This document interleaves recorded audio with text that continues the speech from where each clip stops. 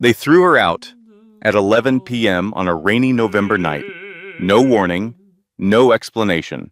Just two security guards dragging her through her own front door while her 7-year-old daughter screamed from the upstairs window. Claire Mitchell had been married for 10 years. She had given up her career as a corporate attorney.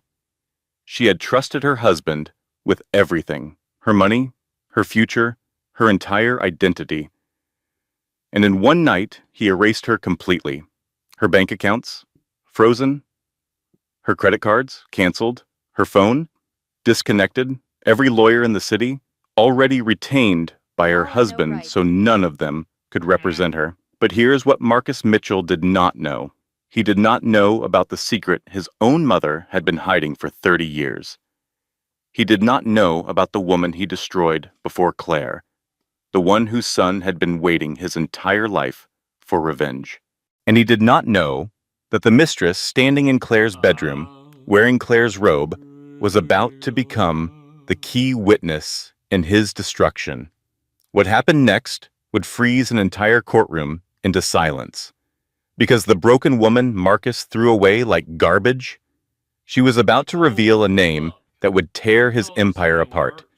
And by the end of this story, you will understand why the most dangerous thing you can do to a woman is underestimate her. Lesson and value statement. Before we begin, I want you to know something important. This is not just a story about betrayal and revenge. This is a story about survival, about sisterhood, about what happens when a woman who has lost everything discovers she still has the one thing that matters most: herself. If you have ever felt invisible, if you have ever trusted the wrong person, if you have ever wondered whether you were strong enough to start over, this story is for you. Because the truth is, we do not rise alone. We rise together. And sometimes, the moment everything falls apart is the moment everything finally begins. Meaning of the story. This story carries a message that I hope stays with you long after the last word. Your worth is not determined by the person who failed to see it. Your strength is not measured by how much you can endure in silence, and your future is not written by the people who tried to erase you. Sometimes life strips away everything you thought you needed so you can finally discover everything you already have. The sisterhood is real, the comeback is possible, and broken women can become absolutely unbreakable. They did not ask Claire Mitchell to leave. They dragged her out like garbage while her 7-year-old daughter screamed from the upstairs window. And the woman standing in Claire's robe, drinking from Claire's favorite coffee mug, had the audacity to wave goodbye. The rain fell in sheets that November night, the kind of cold rain that seeps through fabric and settles into bones. Claire stood on the front porch of the home she had lived in for 10 years, her hands still shaking from being physically removed by two men in black suits she had never seen before. Private security. Her husband had hired private security to throw her out of her own house. Behind her, the door slammed with a finality that echoed down the empty street. Claire Mitchell was 42 years old. She had graduated summa cum laude from Columbia Law School. She had passed the bar exam on her first attempt with a score in the 98th percentile. She had been a rising associate at one of the most prestigious law firms in New York before she met Marcus Mitchell at a charity gala 12 years ago. He had been charming that night, more charming than any man she had ever met. He wore confidence like other men wore cologne, and when he looked at her across the crowded ballroom, she felt like the only woman in the world. He asked her to dance, and she said yes. He asked for her number, and she gave it without hesitation. He asked her to dinner, and she canceled plans she had made weeks in advance. That was her first mistake. She just did not know it yet. Their courtship was a whirlwind of expensive restaurants and surprise weekend trips and flowers delivered to her office so frequently that her colleagues started teasing her about having a secret admirer. Marcus was attentive, in ways that made her feel cherished. He remembered every detail she told him, every preference, every passing comment. When she mentioned once that she loved peonies, her apartment was filled with them the next day. When she said she had always wanted to see Paris, he booked flights for the following weekend. It felt like a fairy tale. It felt too good to be true. It was. When he proposed after 18 months of dating, he promised her partnership. He promised her safety. He promised she would never have to worry about anything again. And slowly, promise by promise, she had disappeared. First, it was her job. Marcus suggested she take a break, just a short one, to plan the wedding. The wedding planning took a year. By then, she had been away from the firm too long to return easily. Marcus said it did not matter. He made more than enough money for both of them. Why would she want to work herself to exhaustion when she did not have to? Then it was her friends. Marcus did not like Rachel's husband, said he was a bad influence. Marcus thought her college roommate was too negative, always complaining about something. Marcus wondered why she needed to see her sister so often when she had him. One by one, the people who had known Claire before Marcus faded from her life, replaced by Marcus's friends, Marcus's colleagues, Marcus's world. Then it was her voice. Her opinions were wrong. Her ideas were naive. Her feelings were too sensitive, too dramatic, too much. After a while, Claire stopped sharing her opinions. She stopped having ideas. She stopped feeling anything at all except a vague gratitude that Marcus put up with her. She did not recognize the erosion while it was happening. That was the cruelest part. She thought she was happy. She thought she was lucky. She thought the tight feeling in her chest when Marcus corrected her in front of guests was just embarrassment at her own inadequacy. She thought the way he controlled their finances was protection. She thought the isolation was intimacy. She thought wrong. Now she stood in the rain with nothing but the clothes on her back and a purse that contained her wallet, her phone, and a tube of lipstick she could not remember putting there. Everything else was inside. Her clothes, her jewelry, her photographs, her daughter, her daughter. Claire turned back toward the house and saw Emma's face pressed against the second-floor window. Even from this distance, she could see the tears streaming down her little girl's cheeks. Emma was pounding on the glass, her mouth forming words Claire could not hear but understood perfectly. "Mommy, Mommy, Mommy." A figure appeared behind Emma. Jessica Wells, 31 years old, Marcus's executive assistant for the past 3 years. The woman Claire had welcomed into her home for dinner parties and holiday gatherings. The woman who had smiled at Claire while sleeping with her husband. Jessica's hand closed around Emma's shoulder and pulled her away from the window. The curtains fell closed. Claire's knees buckled. She caught herself on the porch railing, the metal cold and slick under her palms. For a long moment, she could not breathe. The rain soaked through her silk blouse, plastered her hair to her face, ran down her cheeks like the tears she was too shocked to cry. 3 hours earlier, her life had been normal. Painful, yes. Her mother had died just 3 days ago, and Claire was still raw with grief. Margaret Morrison had been 71 years old, a former cleaning woman who had worked her fingers to the bone to give Claire every opportunity she never had. She had been the one person who saw through Marcus from the beginning, who warned Claire that charm without kindness was just manipulation with better marketing. Claire had not listened.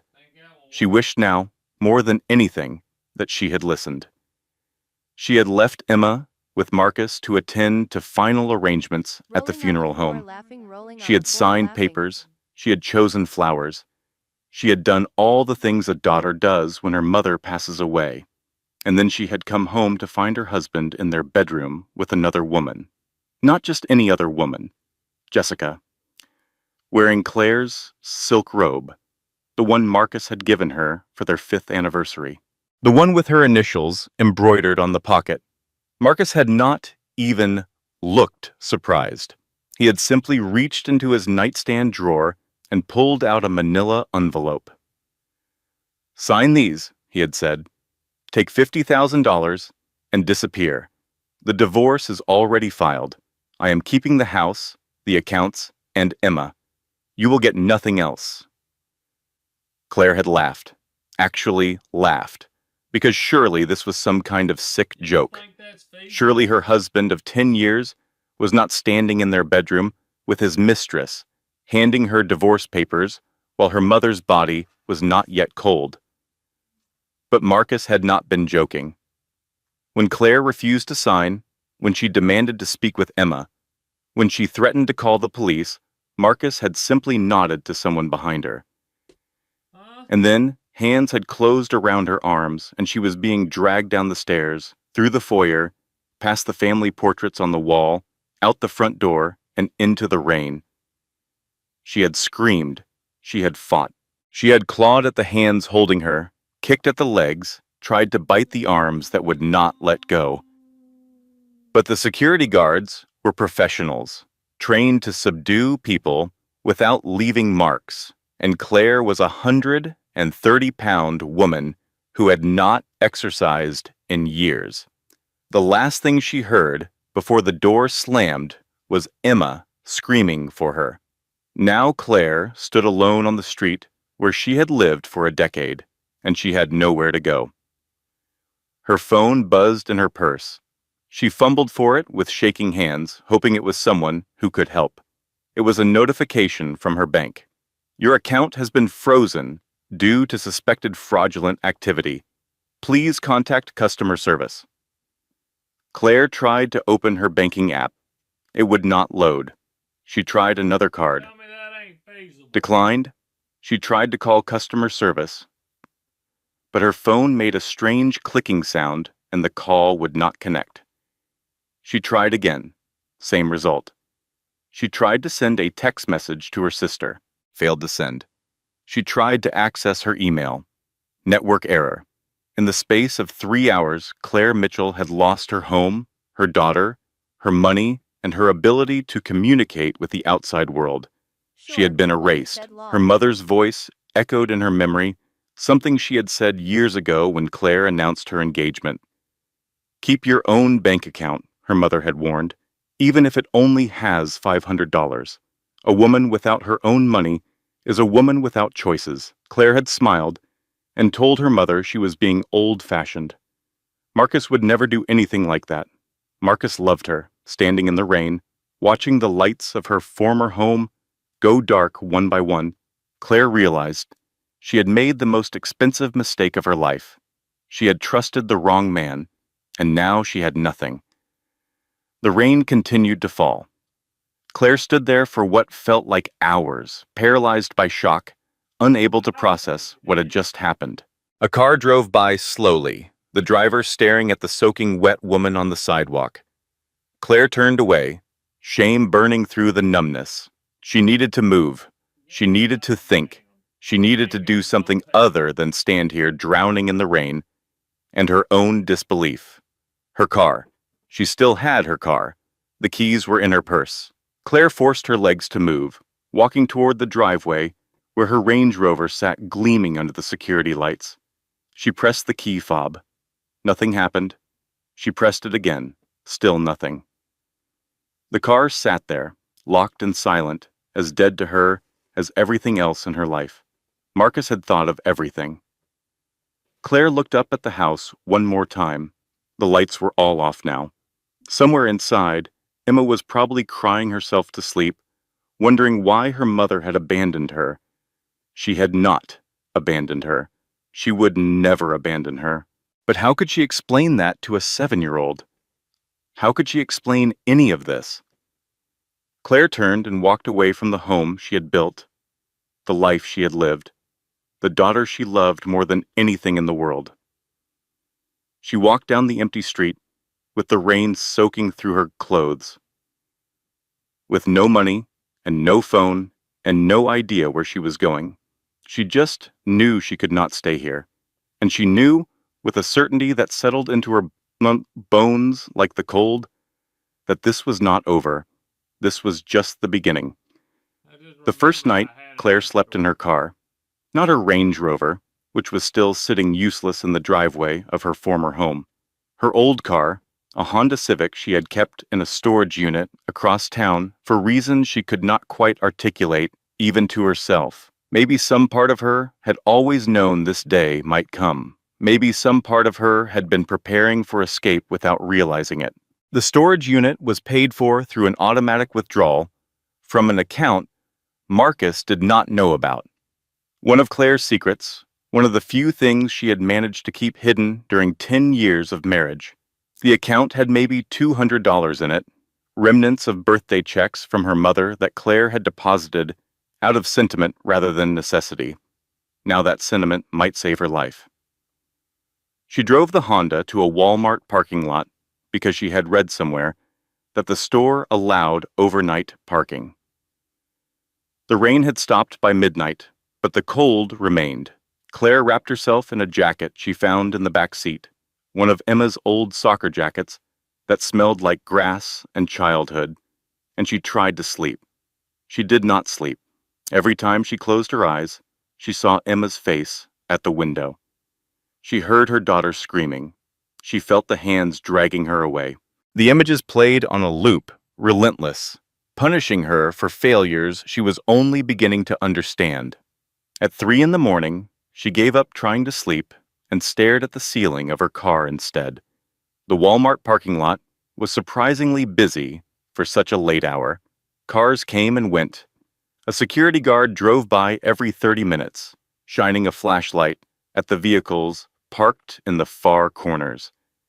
Each time the light swept across Claire's windshield, her heart seized with fear. What if Marcus had reported the car stolen? What if the police came and arrested her? What if she ended up in jail while Emma was left with that woman, that snake who had smiled at Claire across dinner tables while planning to destroy her? The fear was irrational. The Honda was in Claire's name alone, purchased long before she met Marcus. But rationality had left the building hours ago. All Claire had now was fear and grief and a burning anger that she did not yet know how to use. By morning, Claire had a plan, or at least the skeleton of a plan. She would go to Rachel's house. Rachel Turner had been her best friend since their daughters started kindergarten together. They had survived potty training and playground politics and the exhausting logistics of suburban motherhood. Rachel had been there when Claire had her miscarriage 2 years ago, holding her hand in the hospital while Marcus was conveniently away on business. Rachel would help. Rachel would know what to do. Claire drove across town with the gas gauge hovering just above empty, her hands still shaking on the steering wheel. She had not eaten since lunch the day before. She had not showered. Her silk blouse was wrinkled and stained, her makeup smeared, her hair tangled. She looked, she realized with distant horror, exactly like the unstable woman Marcus would claim she was. But she could not think about that now. She needed help. She needed her friend. Rachel's house was a charming Tudor in a neighborhood nearly as expensive as Claire's former street. Claire had been here hundreds of times for book clubs and wine nights and lazy Sunday afternoons, watching their daughters play in the backyard. The house had always felt welcoming, warm, safe. Today, it felt like enemy territory. Rachel's husband, David, answered the door. He was a tall man, balding, with the kind of face that looked perpetually disappointed. Claire had never liked him much, but she had tolerated him for Rachel's sake. The way David looked at her now told her everything she needed to know. "Claire," he said. His voice was flat, cold. Nothing like the forced joviality he usually affected around her. "You should not be here." Claire blinked. "David, I need to talk to Rachel." "Is she home?" David did not move from the doorway. "Rachel does not want to see you. Marcus called last night. He explained everything. The words did not make sense." Claire shook her head, trying to clear the fog of exhaustion and shock. Explained what? David, I do not know what Marcus told you, but whatever it was, it is not true. He threw me out of my house. He took my daughter. I have nowhere to go. I just need to talk to Rachel for 5 minutes. David's expression hardened. He told us about your breakdown, about the threats you made. He said you have been struggling for months, that he tried to get you help, but you refused. He is worried about you, Claire. We all are, but you cannot be here. Rachel asked me to tell you that she thinks you need professional help. Claire's mouth opened. No sound came out. Behind David, she could see the hallway where she had stood 100 times. The kitchen where she and Rachel had drunk wine and laughed about their husbands. The living room where their daughters had played together. Where Emma and David's daughter Lily had built pillow forts and pretended to be princesses. All of it was closed to her now. David, she finally managed. I did not have a breakdown. I did not make any threats. Marcus is lying. He has been planning this for months. He had security guards drag me out of my own house. He froze all my accounts. He cut off my phone. I have nothing. Please, I just need to see Rachel. I just need 5 minutes. Something flickered in David's eyes. Doubt, maybe, or discomfort. But it disappeared quickly, replaced by the cold certainty of a man who had already made up his mind. I think you should leave now, Claire, before I call someone. The door closed in her face. Claire stood on the porch for a long time, trying to understand what had just happened. Marcus had called her best friend in the middle of the night and told lies, and Rachel had believed him. Without question, without even calling Claire to hear her side. 10 years of friendship, erased with a single phone call. Claire walked back to her car on legs that felt like they belonged to someone else. She sat behind the wheel and stared at Rachel's house, watching for any sign of movement, any indication that Rachel might change her mind and come outside. No one came. The next 24 hours brought more of the same, each rejection more devastating than the last. Claire tried her sister Karen, but Karen did not answer. She left 3 voicemails that went unreturned.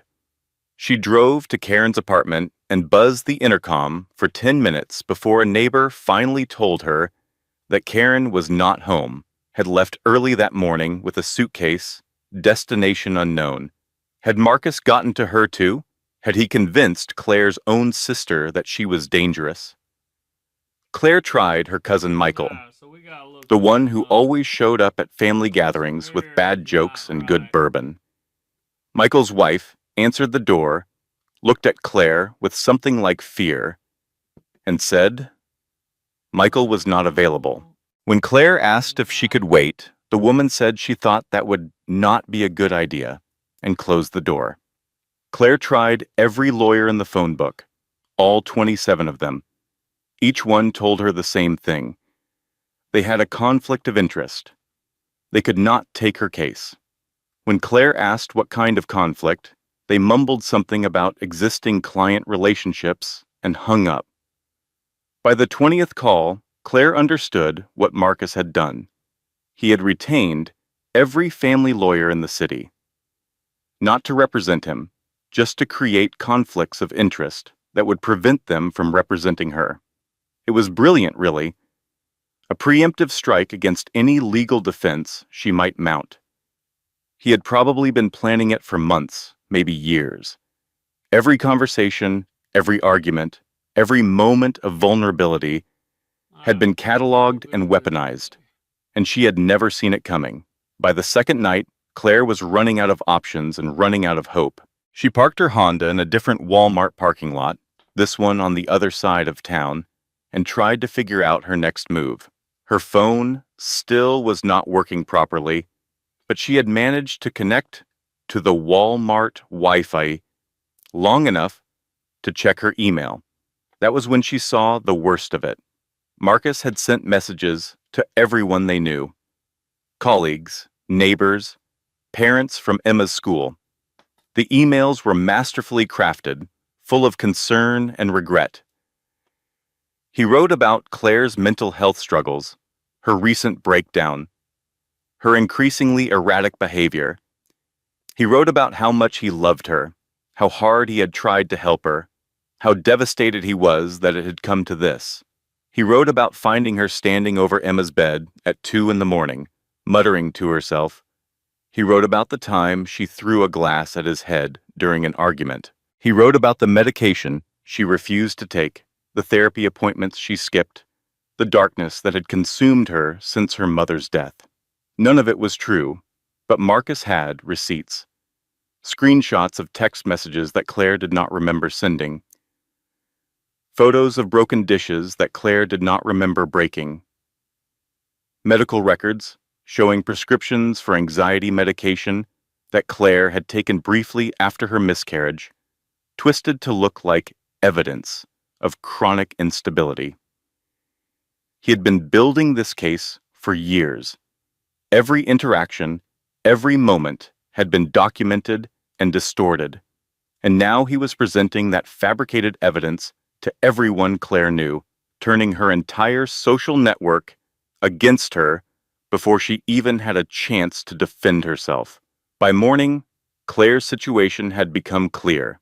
She had no money, she had no phone, she had no friends, she had no family willing to speak with her, she had no lawyer willing to represent her. She had nothing except a 12-year-old Honda with a quarter tank of gas and the clothes on her back. And somewhere across town, her 7-year-old daughter was waking up in a house full of strangers, wondering why her mother had abandoned her. Claire sat in her car as the sun rose over the Walmart parking lot, and she considered her options. She could give up. Sign the papers Marcus wanted her to sign, take the $50,000 and disappear, start over somewhere new, try to build a life from the ashes of everything she had lost. But that would mean leaving Emma. That would mean letting Marcus win. That would mean proving right everyone who believed she was weak, unstable, unworthy of her own child. Claire thought about her mother. Margaret Morrison had cleaned houses for 40 years, scrubbing toilets and washing windows for wealthy families who treated her like furniture. She had saved every penny she could spare, denied herself every luxury, sacrificed endlessly so that Claire could go to college, could go to law school, could have a better life, and Claire had thrown it all away. She had given up her career, she had given up her independence, she had given up everything her mother had worked so hard to give her, all for a man who never loved her at all. She could not change the past, but she could still change the future. Claire started the car and drove toward the courthouse. She did not know what she would do when she got there. She did not know if anyone would listen to her, but she knew she had to try, because somewhere out there, her daughter was waiting. And Claire Mitchell was not going to let her down. The courthouse was not helpful. That was putting it mildly. Claire arrived at 9 in the morning, wearing the same wrinkled clothes she had worn for 2 days, her hair pulled back in a messy ponytail, her face bare of makeup. She looked like exactly what she was, a woman at the end of her rope. The clerk at the family court window looked at her with barely concealed pity. Claire explained her situation as calmly as she could. Her husband had thrown her out. He had taken her daughter. He had frozen her accounts and turned everyone she knew against her. She needed to file for emergency custody. The clerk typed something into her computer. Then her expression changed.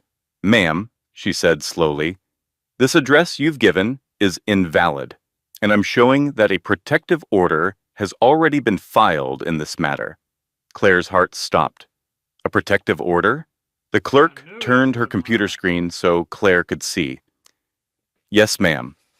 Filed by Marcus Mitchell 3 days ago. Against you. It says here you made threats against your husband and child and are considered a danger to yourself and others." "That is not true," Claire whispered. "I never threatened anyone. I would never hurt my daughter. My husband is the one who—" "Ma'am?" the clerk interrupted. I cannot adjudicate the truth of these claims. I can only tell you what is in the system.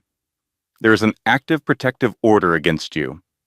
You are prohibited from approaching your husband, your marital residence, or your minor child until this matter is resolved by the court. The floor seemed to tilt beneath Claire's feet. He filed a protective order. Before he even threw me out, he planned this entire thing. The clerk's expression softened slightly. Ma'am, I am not supposed to say this, but you need a lawyer. A good one. What you are describing sounds like a coordinated campaign of abuse and manipulation. The court has seen cases like this before, but without legal representation, you are going to have a very difficult time. Every lawyer in this city has a conflict of interest, Claire said. My husband made sure of that. The clerk was quiet for a moment. Then she slid a business card across the counter. There is a women's shelter on Oak Street, she said quietly. Haven House. They have legal aid services. Off the record, if your husband is doing what you say he is doing, they have seen it before. They might be able to help. Claire took the card with trembling fingers. Thank you. She drove to Haven House with the last of her gas and the last of her hope. The building was nondescript, a converted Victorian home with security cameras mounted above the doors and bars on the first-floor windows. It looked more like a fortress than a shelter designed to keep the outside world at bay. Claire sat in the parking lot for 10 minutes, staring at the entrance. This was not supposed to be her life. She was a Columbia Law graduate. She had been a rising star at Sullivan and Cromwell. She had married a successful man and built what she thought was a beautiful life. And now she was sitting outside a homeless shelter, wondering if they would take her in. Pride. That was what kept her in the car.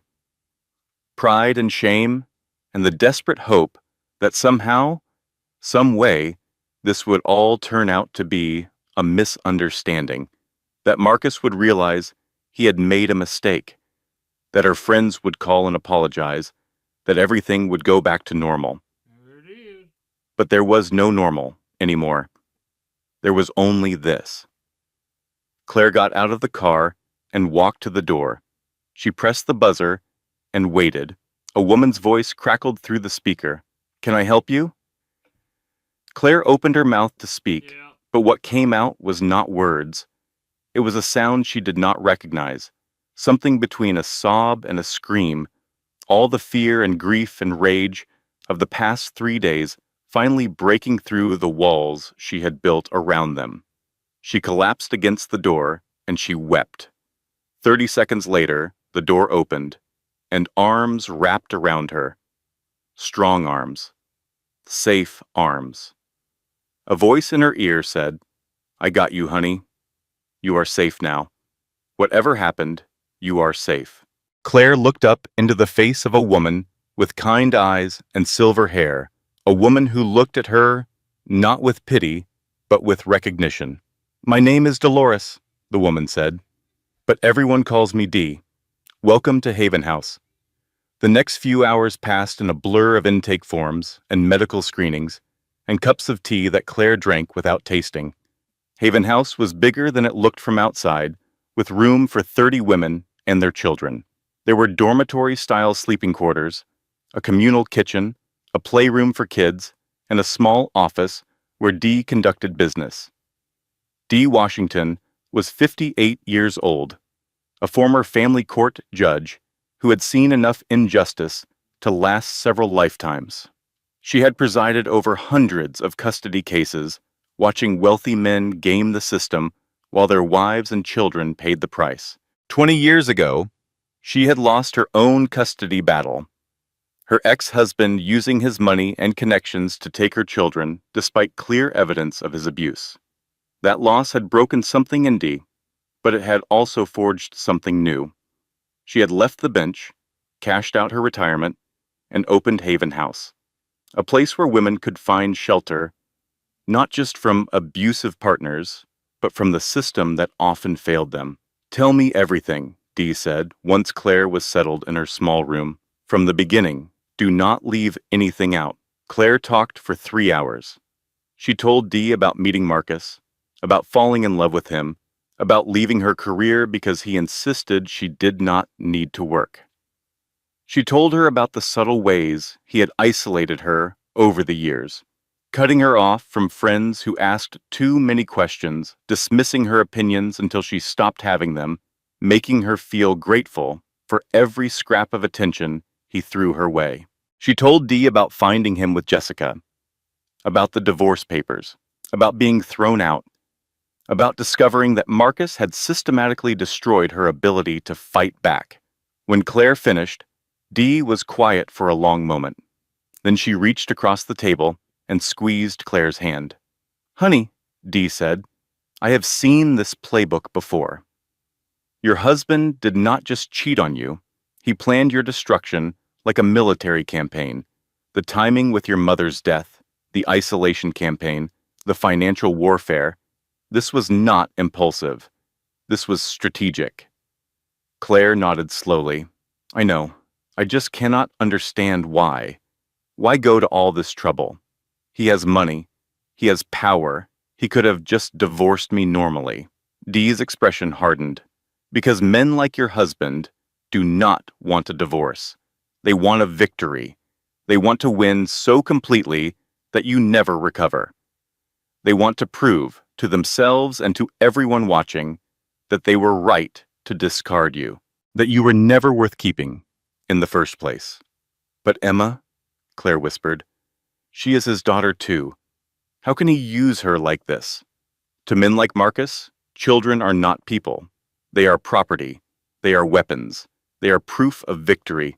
Winning means taking everything, including the child, especially the child. That night, Claire could not sleep. She lay in her narrow bed in the shared dormitory, listening to the sounds of other women breathing, crying, whispering prayers into the darkness. These women had stories like hers, some worse, some much worse, and yet they were all here, in this same place, fighting the same battle. She was not alone. The realization should have been comforting. Instead, it made her angry. How many women were out there right now, trapped in marriages like hers?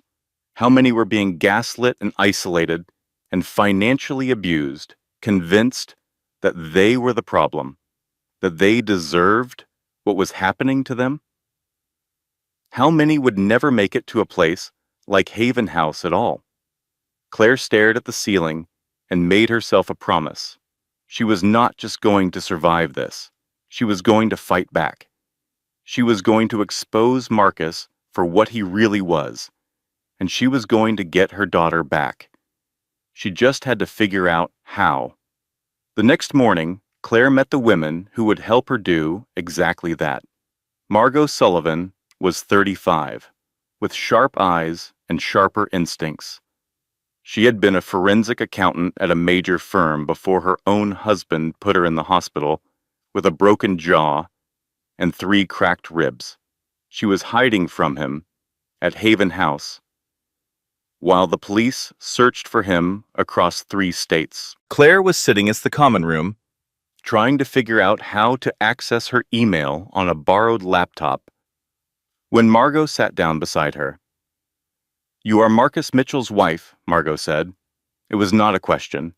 Claire looked up, startled. "How did you know?" Margot shrugged. "I used to audit companies like his. Tech startups with aggressive growth strategies and accounting that did not quite add up.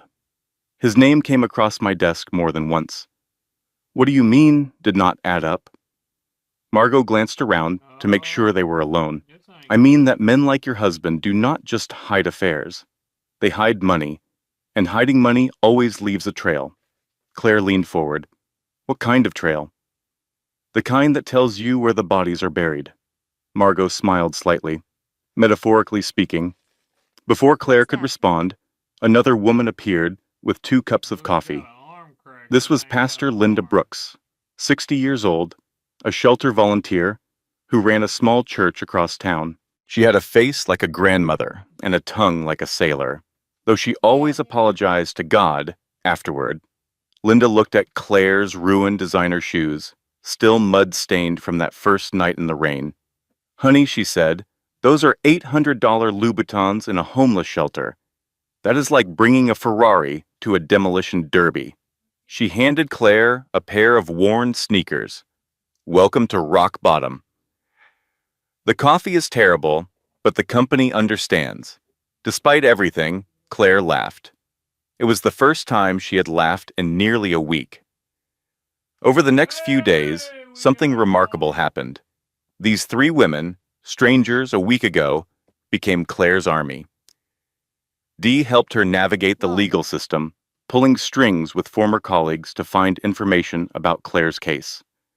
Margot started digging into Marcus's finances, using skills she had honed over a decade of forensic accounting. Pastor Linda provided moral support, bad coffee, and surprisingly practical advice about surviving rock bottom. These women had no obligation to help Claire. They had their own problems, their own battles, their own trauma, and yet they showed up for her, day after day, because that was what women did for each other when the world tried to tear them apart. "Document everything," Margot told her one afternoon.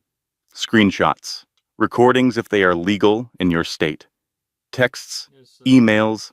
The court does not care about your feelings. The court cares about evidence. Without evidence, you are just another hysterical woman making accusations against a successful man." Claire nodded, writing it down. "And keep your own bank account," Dee added. "When this is over, when you get back on your feet, you make sure you always have money that belongs to you alone. A woman without her own money is a woman without choices. I learned that the hard way." "My mother used to say that," Claire said quietly. Dee smiled. "Smart woman, your mother." Claire's eyes filled with tears. She really was. That night, lying in her narrow bed, Claire made a decision. She was not going to be a victim anymore. She was not going to wait for Marcus to destroy her completely. She was going to fight back. And with these women beside her, she might actually have a chance. 3 weeks after Claire Mitchell was thrown out of her home, she finally got her day in court. Sort of. The hearing was not a trial. It was not even a full custody hearing. It was a preliminary review, a chance for both sides to present their positions and for the judge to make temporary rulings about custody and visitation. But for Claire, it felt like everything. It was the first time anyone in a position of authority would hear her side of the story. She had found a lawyer, barely. Tommy Reeves was 29 years old, fresh out of law school, working as a public defender because no private firm would hire him. He had a nervous habit of adjusting his glasses and a tendency to speak too quickly when he was anxious. He wore suits that did not quite fit and ties that were always slightly crooked. He was absolutely terrified of going up against Marcus Mitchell's legal team, but he was also the only lawyer in the city willing to take Claire's case. "Every other firm has a conflict," Tommy had explained when they first met in Dee's office at Haven House. "Your husband retained them all.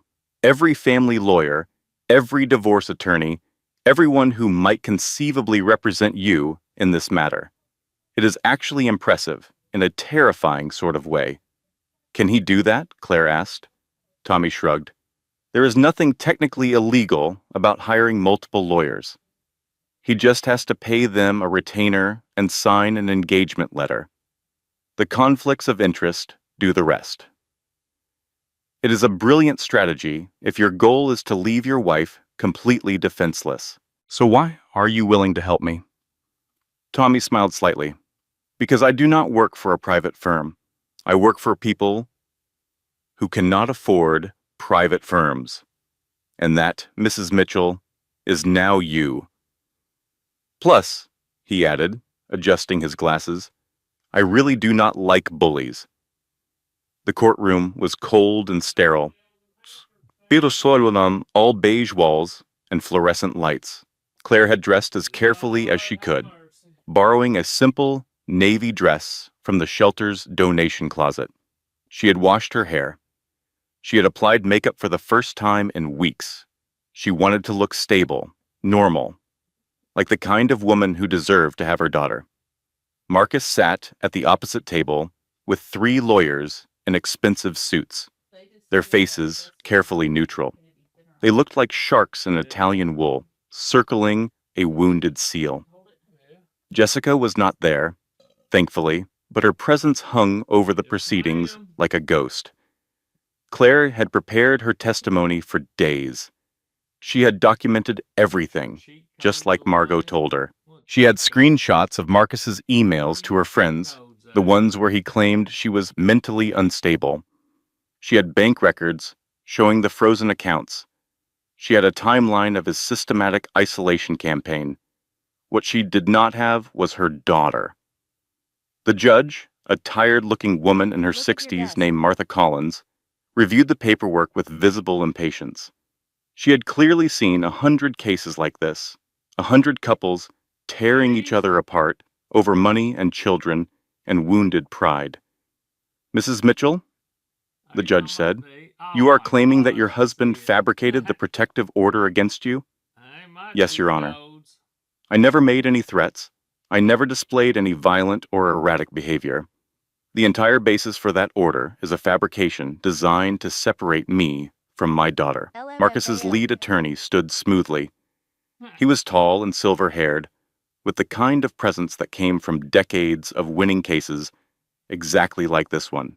"Your Honor, we have extensive documentation of Mrs. Mitchell's erratic behavior over the past several months. Medical records showing treatment for anxiety and depression, witness statements from concerned friends and family members, text messages demonstrating increasingly unstable communication patterns." Claire's heart sank. She had taken anxiety medication briefly after a miscarriage 2 years ago. Marcus had insisted on it, had made the appointment himself, had picked up the prescription. At the time, she had thought he was being supportive.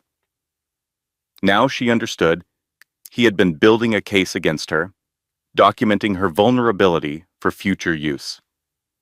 Tommy stood up, adjusting his glasses nervously. "Your Honor, anxiety medication is not evidence of instability. Approximately 20% of American adults take some form of psychiatric medication, and those witness statements are from people Mr. Mitchell contacted directly after the separation. They are not independent observations. They are the result of a coordinated campaign to poison my client's reputation." The judge held up a hand. "I am not here to determine the truth of these claims today. I am here to determine temporary custody arrangements while this matter is investigated. Both parties will have an opportunity to present full evidence at a later hearing." She reviewed the paperwork again, her brow furrowing. "Ms. Mitchell, do you have stable housing?" Claire hesitated. She had prepared for this question, but the answer still felt like a confession of failure. "I am currently staying at Haven House. It is a women's shelter for survivors of domestic abuse." Marcus's attorney pounced. "Your Honor, Mrs. Mitchell is homeless. She has no income, no assets, no ability to provide for a child. Mr. Mitchell, by contrast, has a stable home, substantial resources, and has been the child's primary caretaker during this difficult transition period." "That is not true," Claire said, her voice rising despite herself. "I was Emma's primary caretaker for 7 years. I was the one who woke up with her every night when she was a baby. I was the one who took her to school and helped with her homework and sat with her when she was sick. Marcus was never home. He was always working, always traveling, always—" "Mrs. Mitchell," the judge's voice was sharp, "you will have your turn to speak. Please allow counsel to finish." Claire forced herself to sit back. Her hands clenched beneath the table. The arguments went back and forth for another hour. Tommy did his best, but he was outmatched, and they both knew it. Marcus's lawyers were seasoned professionals with unlimited resources and decades of experience. Tommy was a kid with a law degree and a stubborn streak. He fought hard, but it was like watching a lightweight boxer take on a heavyweight champion. In the end, the judge made her ruling. Given the current circumstances, temporary custody will remain with Mr. Mitchell, who has demonstrated stable housing and financial resources. However, she continued, raising a hand to stop Marcus's attorney from celebrating prematurely, I am concerned about the allegations Mrs. Mitchell has made. Therefore, I am granting Mrs. Mitchell supervised visitation twice weekly, pending further investigation into the protective order claims. Claire's breath caught. Visitation. She would get to see Emma. Tommy squeezed her arm under the table. That is good news, he whispered. It is not everything, but it is a start. The judge is taking your claims seriously. Across the room, Marcus showed no reaction. His lawyers began packing up, already discussing their next moves. But just for a moment, Marcus looked at Claire, and she saw something in his eyes. Not anger, not triumph, something worse, amusement. He was enjoying this. He was enjoying watching her fight for scraps, while he controlled everything that mattered. To him, this was not a custody battle. It was entertainment. Claire filed that look away for later. Someday, she promised herself, she would make him regret it. The first supervised visit took place 4 days later. The visitation center was a gray building in a gray part of town, staffed by tired social workers who had seen too much suffering. Claire arrived 30 minutes early, her heart pounding so hard she could feel it in her throat. She had brought books for Emma, picture books about brave girls who went on adventures and saved themselves. The social worker, a middle-aged woman named Patricia, led Claire to a small room with worn furniture and cheerful posters on the walls. Everything about the space was designed to be non-threatening, child-friendly, institutional in the way that suggested this was a place where bad things had happened and might happen again. Patricia sat in the corner with a clipboard, ready to document everything. Every word Claire said, every expression on her face, every interaction with her daughter. Claire sat on the couch and waited. When Emma walked through the door, Claire nearly collapsed. Her daughter looked smaller somehow, thinner. Her face was pale, her eyes red-rimmed as though she had been crying for days. She was wearing clothes Claire did not recognize, expensive designer items that were probably Jessica's choices. A pink dress that was too formal for a 7-year-old, patent leather shoes that looked uncomfortable. But when Emma saw her mother, all of that fell away. "Mommy!" Emma ran across the room and threw herself into Claire's arms. Claire held her so tightly she was afraid she might break her, but she could not let go. Would not let go. This was her daughter, her baby, the person she loved more than anyone else in the world. "I knew you would come back," Emma whispered against Claire's shoulder. "I knew it. Daddy said you were sick and could not see me anymore, but I knew it was not true. I knew you would come back." Tears streamed down Claire's face. "I will always come back for you, baby. Always.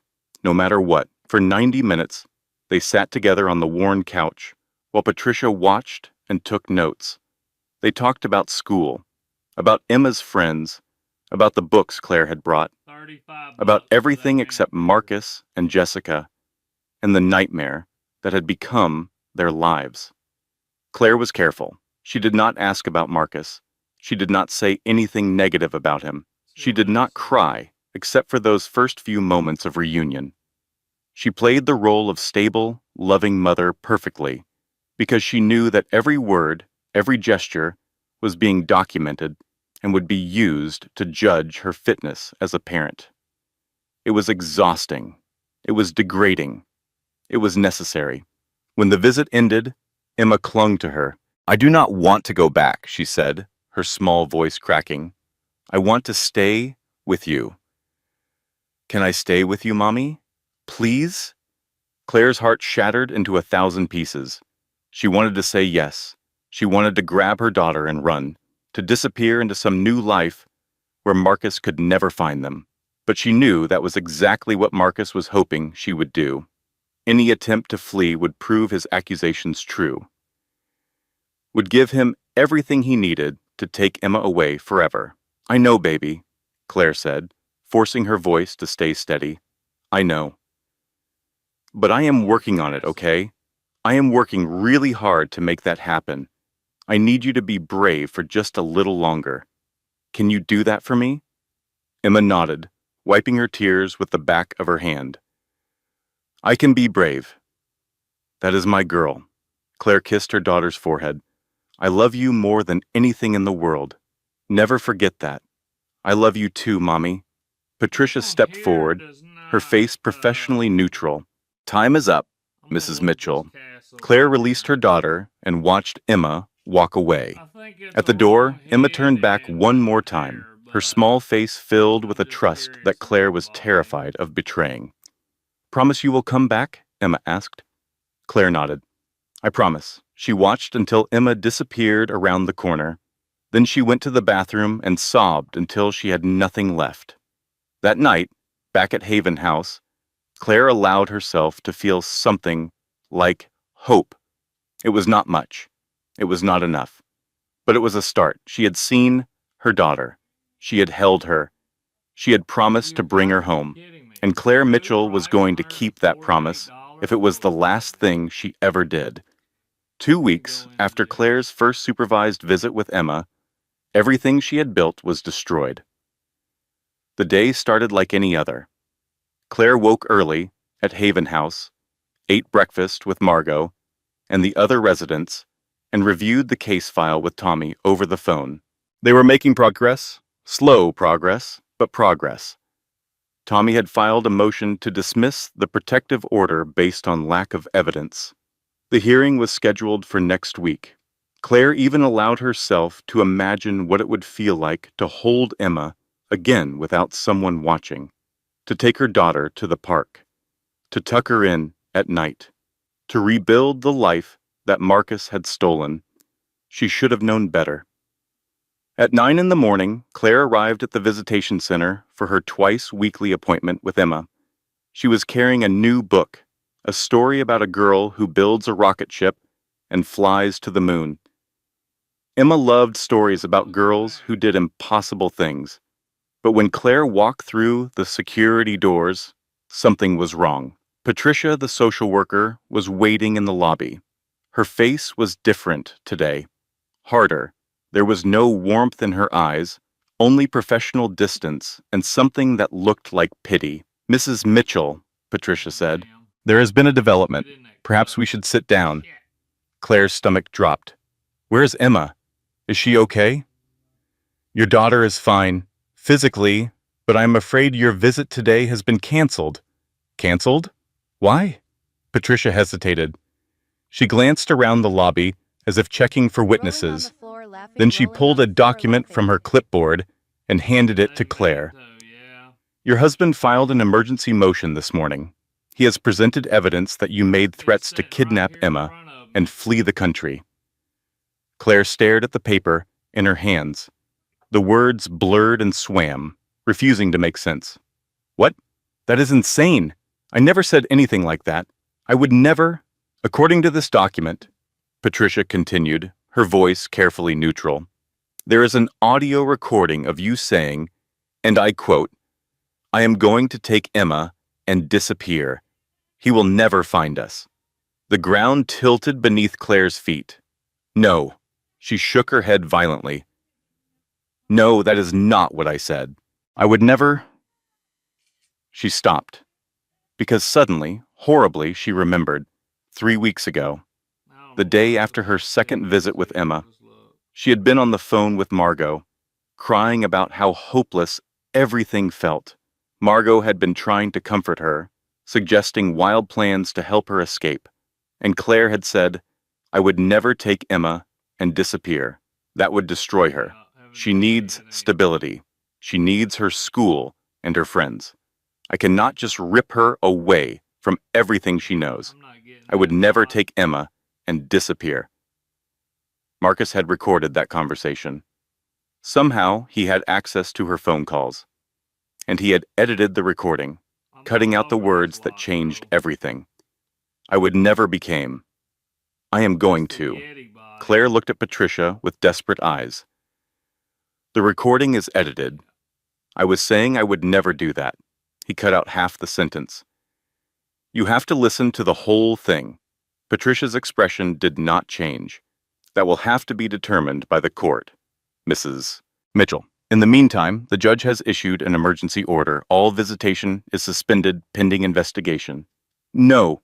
Claire grabbed the woman's arm. Please, you do not understand. He is manipulating the system. He is using my own words against me. I am not a threat to my daughter. I am her mother. I love her more than anything. Patricia gently removed Claire's hand from her arm. I understand you are upset, Mrs. Mitchell, but there is nothing I can do. The order comes from the court. If you have evidence that the recording was manipulated, you will need to present it at the hearing. When is the hearing? Patricia consulted her clipboard. It has been scheduled for 6 weeks from now. 6 weeks? That is the earliest available date. Family court is backed up. I am sorry. Claire stood in the lobby of the visitation center, the paper trembling in her hands, and felt the last of her hope drain away. 6 weeks. 6 weeks without seeing her daughter. 6 weeks for Marcus to poison Emma against her. 6 weeks for his lies to become Emma's truth. The door behind Patricia opened, and Claire saw movement. A flash of pink, patent leather shoes. A small face turned toward her, eyes wide with confusion and fear. Emma. Behind her daughter stood Jessica Wells, one hand on Emma's shoulder, like a claim of ownership. And beside Jessica stood Marcus's lawyer, the silver-haired shark, wearing an expression of pure satisfaction. Jessica saw Claire looking and smiled. It was a cruel smile, triumphant, the smile of a woman who had won. She bent down and whispered something in Emma's ear. Emma's face crumpled. She looked at Claire one more time, her eyes filling with tears. Then Jessica turned her around and led her away, through a different door, away from the mother who could not reach her. The last thing Claire heard was Jessica's voice, bright and cheerful, saying, "Come on, sweetheart.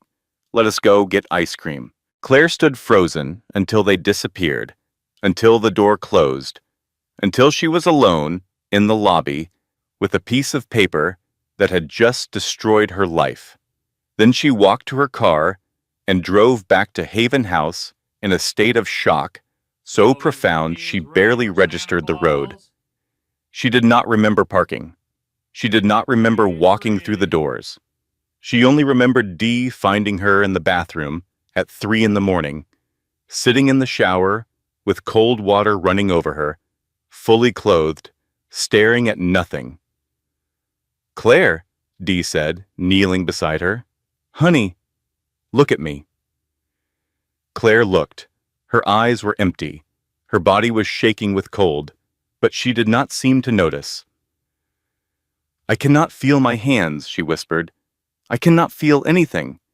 Dee turned off the water and wrapped a blanket around Claire's shoulders. "That is shock.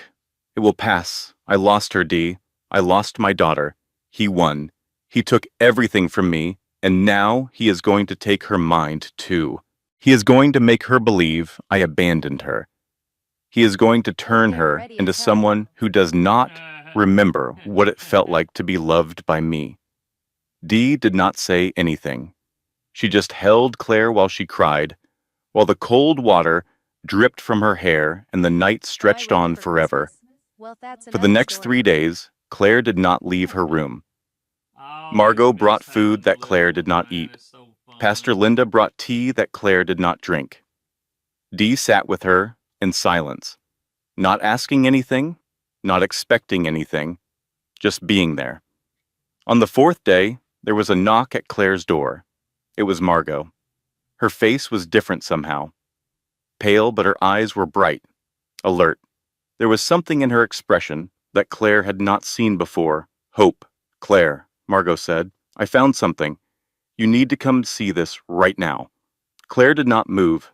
She was sitting on the edge of her bed, staring at the wall, wrapped in a blanket that smelled like the laundry detergent Haven House used. She had not showered since that night in the bathroom. She had not eaten in 2 days. Claire. Margot stepped into the room and grabbed her arm. I mean it. Right now. This is important. Something in Margot's voice cut through the fog. Not the urgency, not the hope. Something else. Something that sounded almost like anger. Righteous anger. Claire let herself be pulled to her feet, let herself be led down the hall to Dee's office, where papers were spread across every surface and a laptop sat open on the desk. I have been digging into your husband's finances, Margot said. Not his company, his personal accounts, the ones he thinks no one can find. Claire stared at the papers without comprehension. What did you find? Margot's jaw tightened. She pulled out a chair and sat Claire down in front of the laptop. Your mother died 3 weeks ago. Did she leave you anything? Claire frowned. The question seemed random, disconnected from everything that mattered. I do not know. I never had a chance to deal with her estate. Marcus threw me out the day after the funeral. I have not thought about it since. Margot leaned forward, her eyes intense. That is because Marcus was already dealing with it. What do you mean? Margot turned the laptop toward Claire. On the screen was a bank statement from an account Claire had never seen before. The Whitmore Trust, her mother's maiden name. Claire's breath caught. What is this? Your mother left you $2.3 million in a trust that Marcus had himself appointed trustee of using forged documents. He has been draining that trust for 8 years. The current balance is $47,000. Claire's mind could not process the words. My mother had $2 million? She saved it for 50 years. Margot's voice was thick with emotion. She cleaned houses until her hands bled. She never bought herself anything nice. She lived in that tiny apartment and took the bus everywhere and ate store-brand everything. And she left every single penny to you, her daughter, the only family she had, and Marcus stole it. Margot's hands clenched into fists on the desk. Used it to fund his company. His entire empire, Claire. Every investor he impressed. Every deal he closed. Every success he celebrated. It was all built on money he stole from your mother. Claire sat very still. Her mind was racing, making connections she should have made years ago. Marcus's startup had struggled in the early days. She remembered him complaining about cash flow problems, about investors who did not believe in his vision. Then suddenly, 3 years into their marriage, everything had changed. Suddenly there was money. Suddenly there were investors. Suddenly Marcus Mitchell was a rising star in the tech world. 3 years into their marriage, right around the time her mother had supposedly updated her estate planning. He knew, Claire whispered. He knew about the money before he even married me. Margot nodded grimly. I think so. I think he targeted you specifically because of your mother's savings. He probably did some kind of background check, found out about the trust, and planned the whole thing from the beginning. Everything. Everything had been a lie. The charming courtship, the romantic proposal, the promises of partnership and safety. All of it had been a con. A long, elaborate, devastating con designed to steal her mother's life savings. Claire looked at Margot. How do we prove this? Margot smiled, and there was something fierce in it. Something dangerous. Bank records, she said. Wire transfers. Signature comparisons. The court does not care about feelings, remember? But it cares about evidence. And honey, we just found a mountain of it. The discovery of Marcus's financial crimes changed everything. Suddenly, Claire was not just a discarded wife fighting for custody. She was a victim of fraud, a victim of theft, a victim of a years-long conspiracy that had stolen her inheritance and destroyed her family. It was not just ammunition for the custody case. It was grounds for criminal charges. Margot worked through the nights, fueled by coffee and righteous anger, tracing wire transfers and documenting forgeries. She built a timeline showing exactly how Marcus had gained control of the Whitmore Trust, forged signature cards, fabricated board resolutions, letters supposedly from Claire's mother that contained phrases Margaret Morrison would never have used. The forgeries were good, but they were not good enough to fool a forensic accountant who knew what she was looking for. Dee pulled strings with former colleagues, judges and lawyers she had known during her years on the bench. She got access to court records that should have taken months to obtain. She called in favors she had been saving for decades, and Pastor Linda made a discovery of her own. I run a small tax preparation service for low-income families, Linda explained one morning over breakfast. Mostly undocumented folks who need help but are afraid of official channels. I have been doing it for 20 years. You would be amazed what people tell their tax preparer. Claire looked up from her untouched oatmeal. What does that have to do with my case? Linda smiled. One of my clients is a woman named Rosa Hernandez. She used to work as a housekeeper for your husband. Claire sat up straighter. Rosa? I remember her. She was with the family for years. Then suddenly she was gone. Marcus said she quit to take care of a sick relative. Linda's smile turned sharp. Rosa did not quit. She was fired because she saw things she was not supposed to see, and she has been waiting for years for someone to listen. Rosa came to Haven House that afternoon. She was a small woman in her 50s with kind eyes and nervous hands. She had been cleaning houses since she was 16 years old, first in Mexico, then in the United States. She had worked for Marcus and Claire for 5 years, long enough to become invisible the way all domestic workers eventually become invisible to the families they serve. But invisible did not mean blind. Mr. Mitchell, he thought I could not read, Rosa said in accented English. He thought because I was the cleaning lady, I was stupid, but I can read. I read very well, and I see things. Things he thought no one was watching. She pulled a shoebox from her bag and set it on the table. Inside were dozens of photographs, documents, bank statements, letters, things Marcus had thrown in the trash, thinking they were destroyed forever. I take pictures on my phone, Rosa explained, just in case. My mother always said, Rosa, in this country, the only protection is evidence. So, I take pictures. Every time I see something that does not look right. Claire picked up one photograph with trembling hands. It was an image of a bank statement from the Whitmore Trust. Her mother's name was at the top, but the signature at the bottom was wrong. That is not my mother's signature, Claire whispered. No. Margot leaned over her shoulder, studying the image. And it is not yours either. It is a forgery, a pretty good one, but still a forgery. Look at the way the R curves at the bottom. Your mother's R's were much more angular. I have samples of her handwriting from other documents. This is definitely not her. Rosa had more. Photographs of documents showing wire transfers to shell companies Marcus controlled. Photographs of letters from Marcus's lawyers discussing how to quietly take control of the trust without alerting Claire. Photographs of everything Marcus thought he had hidden. Why did you keep these? Claire asked Rosa. Rosa's expression hardened. Because men like him think they can do anything. They think no one is watching. They think the cleaning lady is furniture, but someone is always watching, Mrs. Mitchell. Someone always sees. And someday, I knew, someone would need to know the truth. Claire reached across the table and took Rosa's hand. Thank you. I do not know how I can ever repay you for this. Rosa squeezed her hand in return.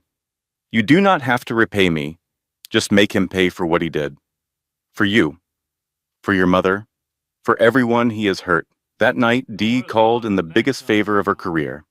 She had been a family court judge for 15 years before she burned out and started Haven House. She still had contacts in the system, people who remembered her, people who owed her. One of those people was a forensic audio analyst named James, who worked for the state crime lab.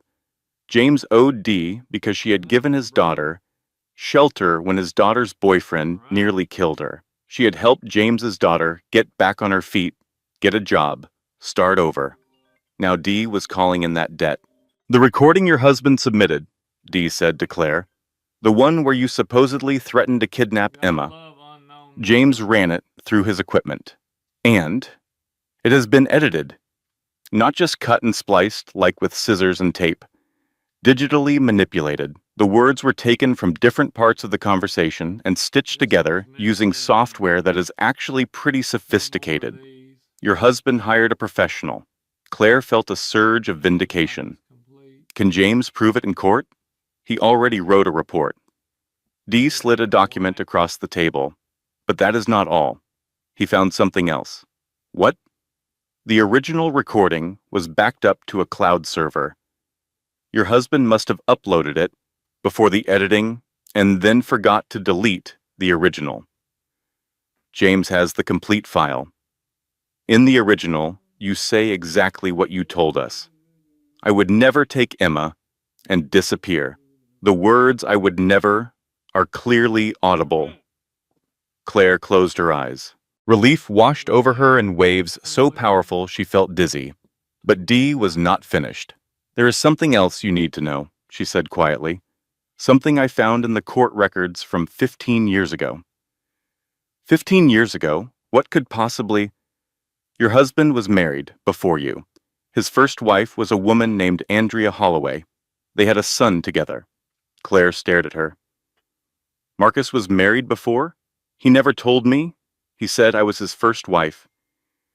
He said he had been waiting his whole life to find someone like me.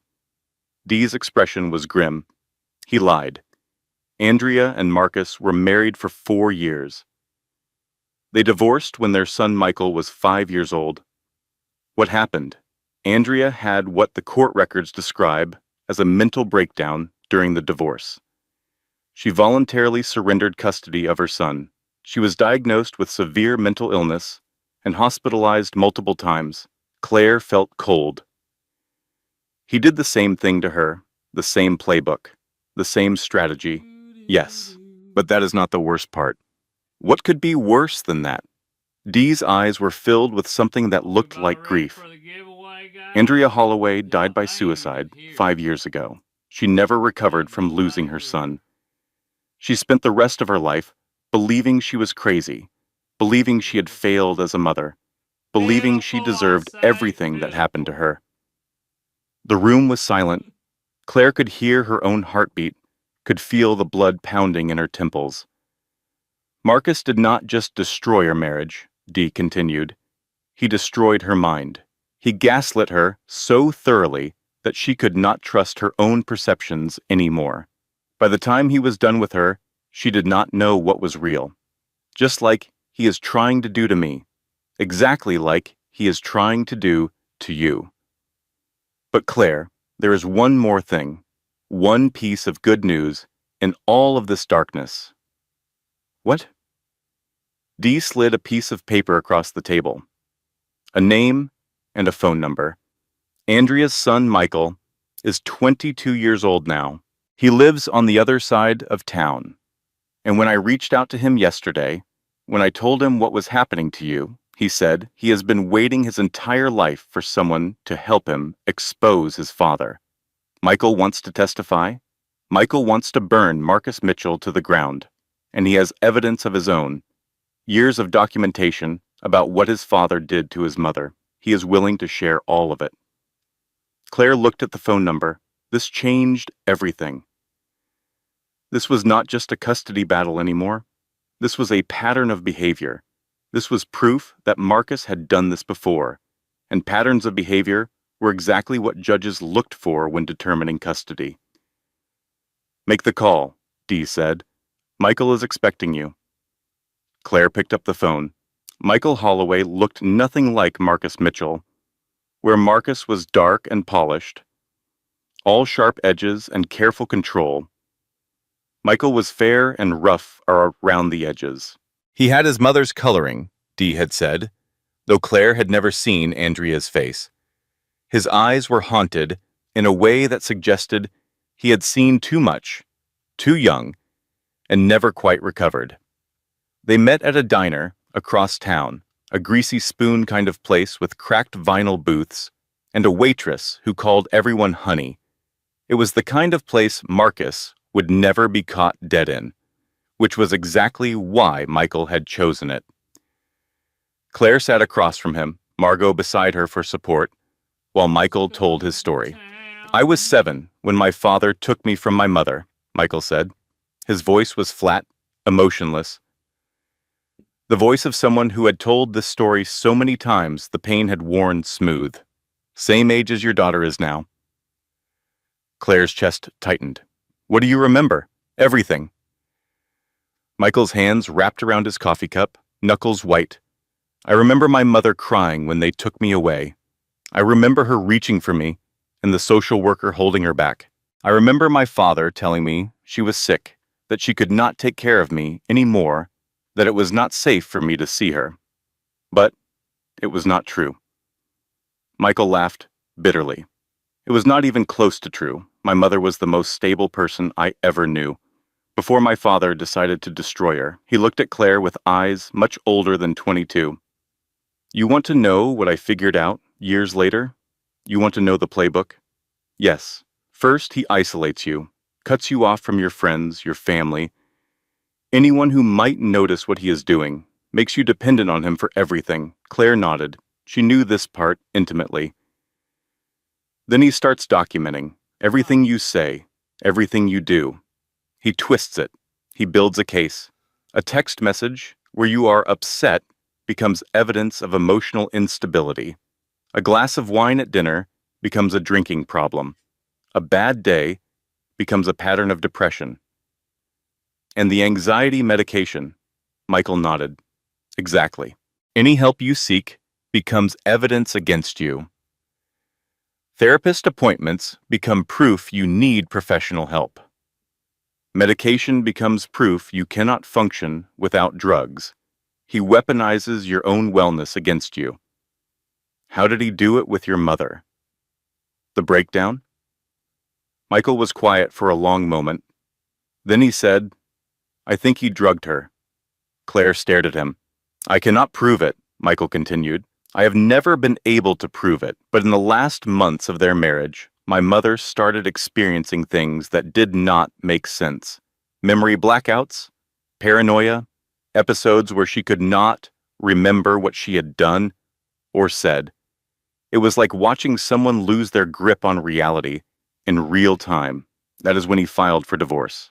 He filed for divorce while she was in the middle of what looked like a psychotic break. He had medical experts testify about her condition. He had witness statements from people who had seen her behaving erratically. By the time the judge made the ruling, everyone was convinced my mother was a danger to herself and others. Did you believe it? I was 7 years old. Michael's voice cracked slightly. I believed everything my father told me. He said my mother was sick. He said she could not take care of me. He said I was better off with him and his new wife. His new wife? Jessica Wells. Claire felt the blood drain from her face. Jessica? Jessica was married to your father for 6 years. Michael's smile was cold. She was his executive assistant before she was his wife. Sound familiar? Oh my God. When I was 13, Jessica left my father. I never knew why. She just disappeared one day. My father told me she had been transferred for work, but I knew that was a lie. I figured she had just had enough of him and wanted out. Now Claire understood something she had not understood before. Jessica was not just Marcus's mistress. She was not just a homewrecker who had destroyed Claire's marriage. Jessica was a survivor, someone who had been through the Marcus Mitchell machine and come out the other side. That did not make Claire like her, but it made her understand. "What happened to your mother after the divorce?" Claire asked. Michael's eyes filled with tears. He quickly blinked away. "She never recovered. She spent years trying to prove she was not crazy, trying to get custody of me back. But by then, everyone had written her off. The courts, her family, even me. You believed your father. I believed my father." Michael's voice was thick with self-loathing. "I was a kid. I believed what I was told, and by the time I was old enough to question it, my mother was already dead." Silence fell over the table. The waitress came by and refilled their coffees. Outside, life went on, indifferent to the tragedy being recounted in this greasy diner booth. "I reconnected with her 2 years before she died," Michael finally said. "I was 18. I tracked her down on my own, without my father knowing, and she told me everything. The gaslighting, the manipulation, the way my father had systematically destroyed her sanity to take me away. Did you believe her? Not at first. I had been raised to think she was unstable, but the more time I spent with her, the more I realized she was not crazy at all. She was traumatized. She was broken, but she was not crazy. And then she died." Michael nodded. "She killed herself 6 months after I found her. She said she was tired. She said she had spent 20 years fighting a battle she could never win. She said the only thing that had kept her going was the hope of reconnecting with me. And now that she had, she could finally rest." Claire reached across the table and took his hand. "I am so sorry." Michael squeezed her hand briefly, then pulled away. "Do not be sorry. Be angry, because my father is doing the same thing to you that he did to her. And if we do not stop him, your daughter is going to grow up the same way I did, believing her mother abandoned her, believing her mother was crazy. That is not going to happen. No." Michael's eyes were hard. "It is not. Because this time, my father is not going to win." He reached into his bag and pulled out a thick folder. "These are my mother's journals," he said. "Everything she documented during the marriage and the divorce. I found them after she died. And these are letters she wrote to me that my father intercepted and hid. He did not want me to know she was trying to reach me." Claire took the folder with reverent hands. "This is incredible. There is more." Michael pulled out another item, a flash drive. "When I was 16, I started recording my conversations with my father. I did not know why at the time. I just felt like I needed to. Some of those recordings are very incriminating." "Incriminating how?" Michael smiled grimly. "There is one where he talks about my mother, about what he did to her. He was drunk. He thought I was asleep. He was on the phone with someone. I never found out who. And he said, and I quote, 'She was too easy.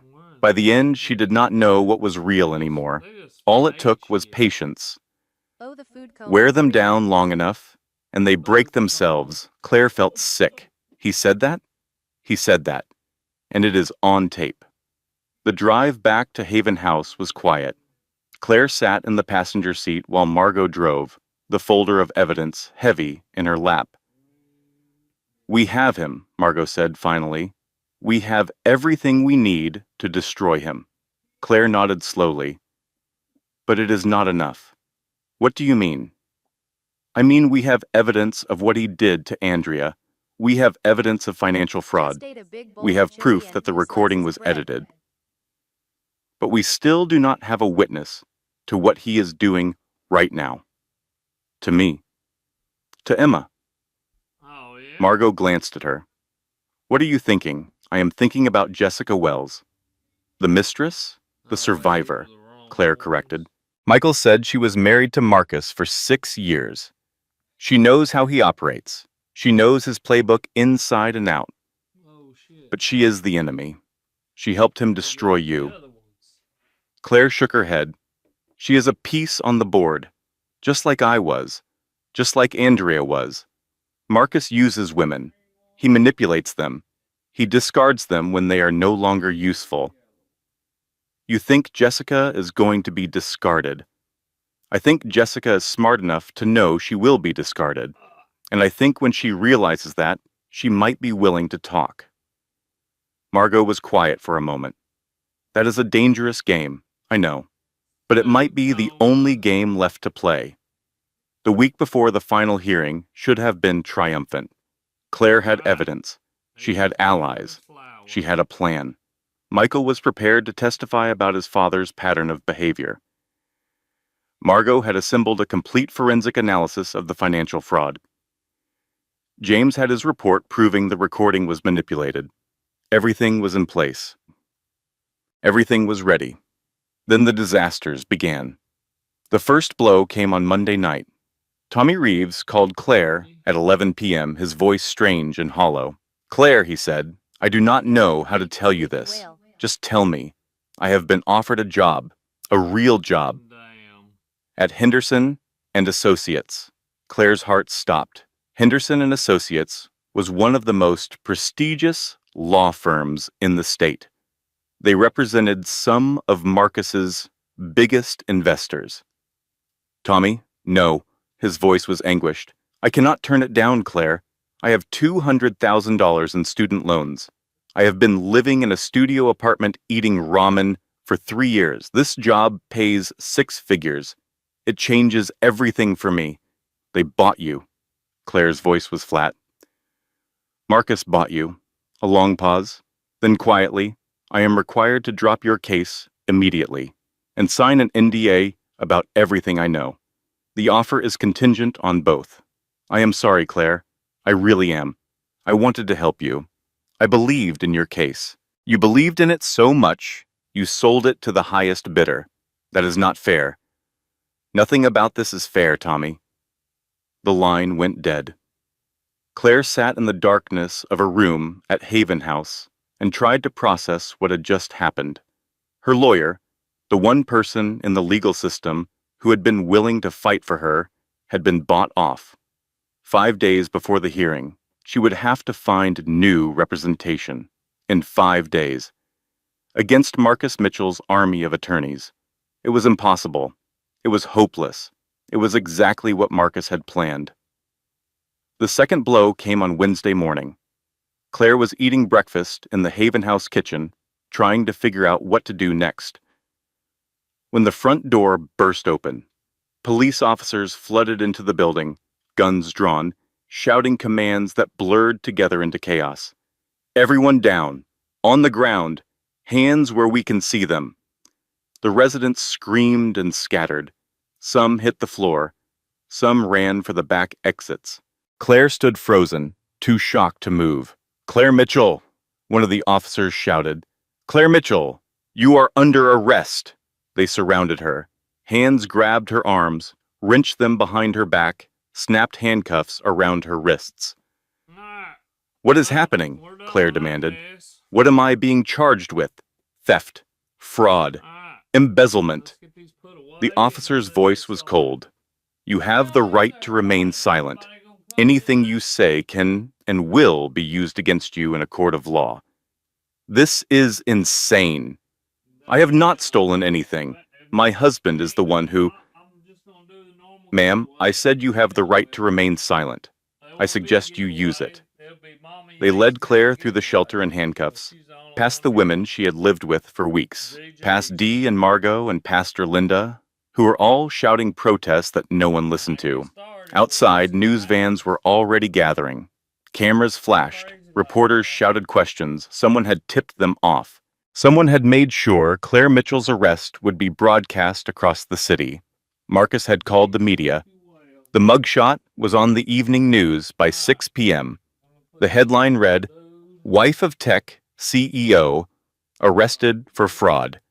Claims of forgery and embezzlement." The story painted Claire as a bitter ex-wife who had fabricated evidence to use against her innocent husband. Everything she had uncovered about Marcus, the bank records, the wire transfers, the forged signatures, was now being presented as proof of her own crimes. Marcus was claiming she had forged the documents herself, that she had created fake evidence to frame him. that she was a dangerous, disturbed woman who would stop at nothing to destroy the man who had rightfully divorced her. Bail was set at $100,000. Claire had $47 to her name. The third blow came on Thursday. From the county jail, through a borrowed phone call to Dee, Claire learned three things. First, Marcus had sat Emma down and explained that her mother was a criminal, that she had stolen money and hurt people and was going to prison for a very long time, that Emma should forget about her, that Emma had a new family now. Second, Jessica Wells had filed paperwork to formally adopt Emma. The hearing was scheduled for next month. Marcus's lawyers were arguing that given Claire's incarceration, there was no reason to delay. Third, and worst of all, Marcus had filed a motion to terminate Claire's parental rights entirely. Given her arrest, his lawyers argued, she was clearly an unfit mother, a danger to herself and others. Someone who should never be allowed near children again. Claire sat in her cell and stared at the ceiling. For 3 hours, she considered giving up. Giving up. Really giving up. Not just the case, everything. What was the point? Marcus had unlimited resources. He had the media, he had the courts, he had everyone and everything, and she had nothing. She had less than nothing. She was in jail, charged with crimes she did not commit, while her daughter was being told that her mother was a monster. Maybe Marcus was right. Maybe she was broken. Maybe she had been broken all along, and this was just the inevitable end of a story that had been written before she was even born. Some people win, some people lose, and Claire Mitchell had always been a loser, pretending she was something more. She thought about Andrea Holloway, about the woman who had spent 20 years fighting a battle she could never win, about the mother who had given up, finally, exhausted by the impossibility of it all. Claire understood now. She understood the appeal of surrender, the seductive promise of peace.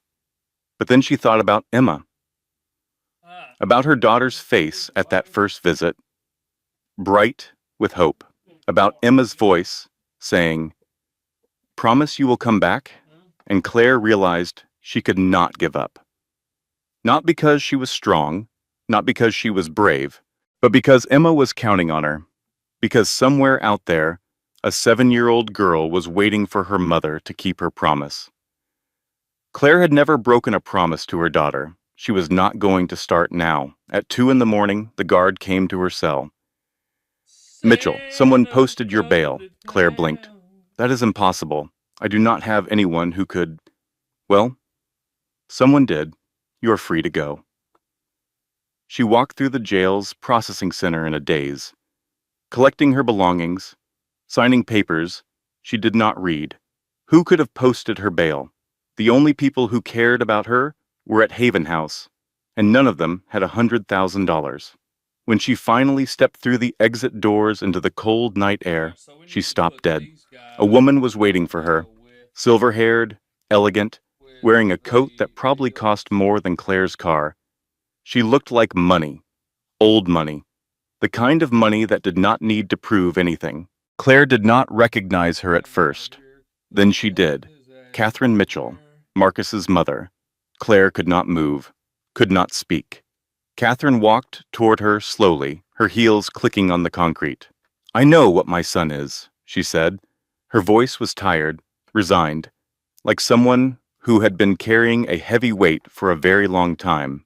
"I have known for 30 years. I just kept hoping he would change. Why are you here?" "Because I watched him destroy Andrea. I watched the same playbook, the same cruelty, the same systematic dismantling of a woman's sanity, and I did nothing. I told myself it was not my business. I told myself there must be another side to the story. I told myself all the lies mothers tell themselves when their children do monstrous things." She took a step closer, and then I watched him do it to you. The same pattern, the same destruction, and I realized that if I did not stop him this time, he would keep doing it.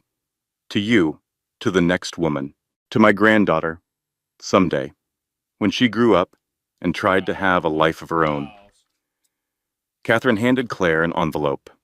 Inside was a flash drive and a thick stack of papers. These are my journals, Catherine said. 30 years of documentation. Every lie I witnessed, every manipulation I pretended not to see, every time I watched my son destroy someone and looked the other way. Claire looked at the flash drive. What is on this? Everything I could copy from his personal computer. Bank records, emails, correspondence with his lawyers, things he thought no one would ever find. I have been his mother for 48 years. He never thought to protect himself from me. Why now? Why are you doing this now? Catherine's eyes filled with tears. Because Michael called me. My other grandson, Andrea's boy. He told me what really happened to his mother. Not the story Marcus told me, the truth. And I realized that I had spent 30 years believing my son's lies while innocent women paid the price. She took Claire's hands in hers. I cannot undo what Marcus has done. I cannot bring Andrea back. I cannot give you back the years you lost. But I can help you stop him from doing it again. I can help you save your daughter. Claire looked at this woman, this stranger who had given birth to the man who had destroyed her life, and she saw something she recognized. A mother, trying finally to do the right thing. Thank you, Claire whispered. Catherine squeezed her hands. Do not thank me yet. Thank me when this is over. Thank me when you are holding your daughter again. The final hearing took place on a gray December morning, exactly 3 months after Claire Mitchell was thrown out of her home. The courtroom was packed. News cameras lined the back wall, their operators jostling for position. Reporters clutched notebooks and digital recorders. Spectators filled every seat, drawn by the scandal that had dominated local headlines for weeks. The case had become a sensation. Tech CEO accused of fraud, wife arrested, then released, allegations and counter-allegations flying in every direction. It was the kind of drama that sold newspapers and drove clicks. The kind of story everyone had an opinion about. Claire sat at the plaintiff's table, trying to ignore the eyes on her back. Beside her sat her new lawyer, a woman named Victoria Shaw, who had materialized like an answer to prayer. Victoria was 60 years old, silver-haired and steel-spined, a legend in family law, who had retired 5 years ago after a career spent fighting exactly these kinds of cases. Dee had called her as a last resort, explaining the situation in desperate detail. Victoria had listened in silence. Then she had said, I will be there in an hour. She had arrived at Haven House that same night, already reviewing the evidence, already planning strategy. When Claire asked why she was willing to take the case, Victoria had smiled grimly.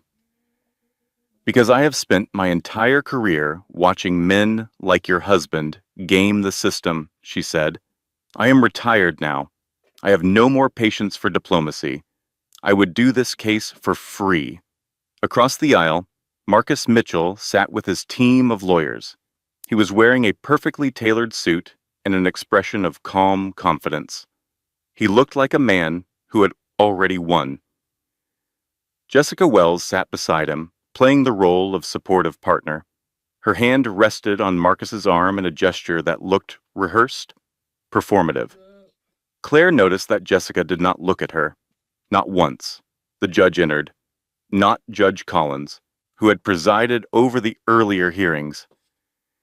This was Judge Patricia Holloway, a no-nonsense woman in her 70s who was known throughout the legal community for one thing. She despised wealthy men who thought they could buy justice. Dee had pulled every string she had to get this judge assigned to the case. It had taken favors accumulated over decades. It had taken risks that could have ended Dee's reputation in the legal community forever. But it had worked. Let us begin, Judge Holloway said. The first hour was procedural. Motions were filed. Objections were raised. Lawyers spoke in the formal language of the court, dancing around the ugliness at the heart of the case. Then Victoria Shaw stood up. "Your Honor," she said, "we would like to present evidence that the criminal charges against my client were filed fraudulently as part of a systematic campaign of abuse and manipulation by her husband." Marcus's lead attorney shot to his feet. "Objection. This is a custody hearing, not a criminal trial." "Your Honor," Victoria continued smoothly, "the criminal charges are directly relevant to the custody question. If we can demonstrate that those charges were fabricated, it destroys the foundation of Mr. Mitchell's petition to terminate parental rights." Judge Holloway considered this for a moment. Then she nodded. "I will allow it." "Proceed," Victoria began. She presented the bank records showing Marcus's theft from Claire's trust. Documents tracing the movement of over $2 million from the Whitmore Trust into Marcus's personal accounts. She presented the forensic audio analysis proving the kidnapping recording had been manipulated, with side-by-side comparisons of the edited and original versions.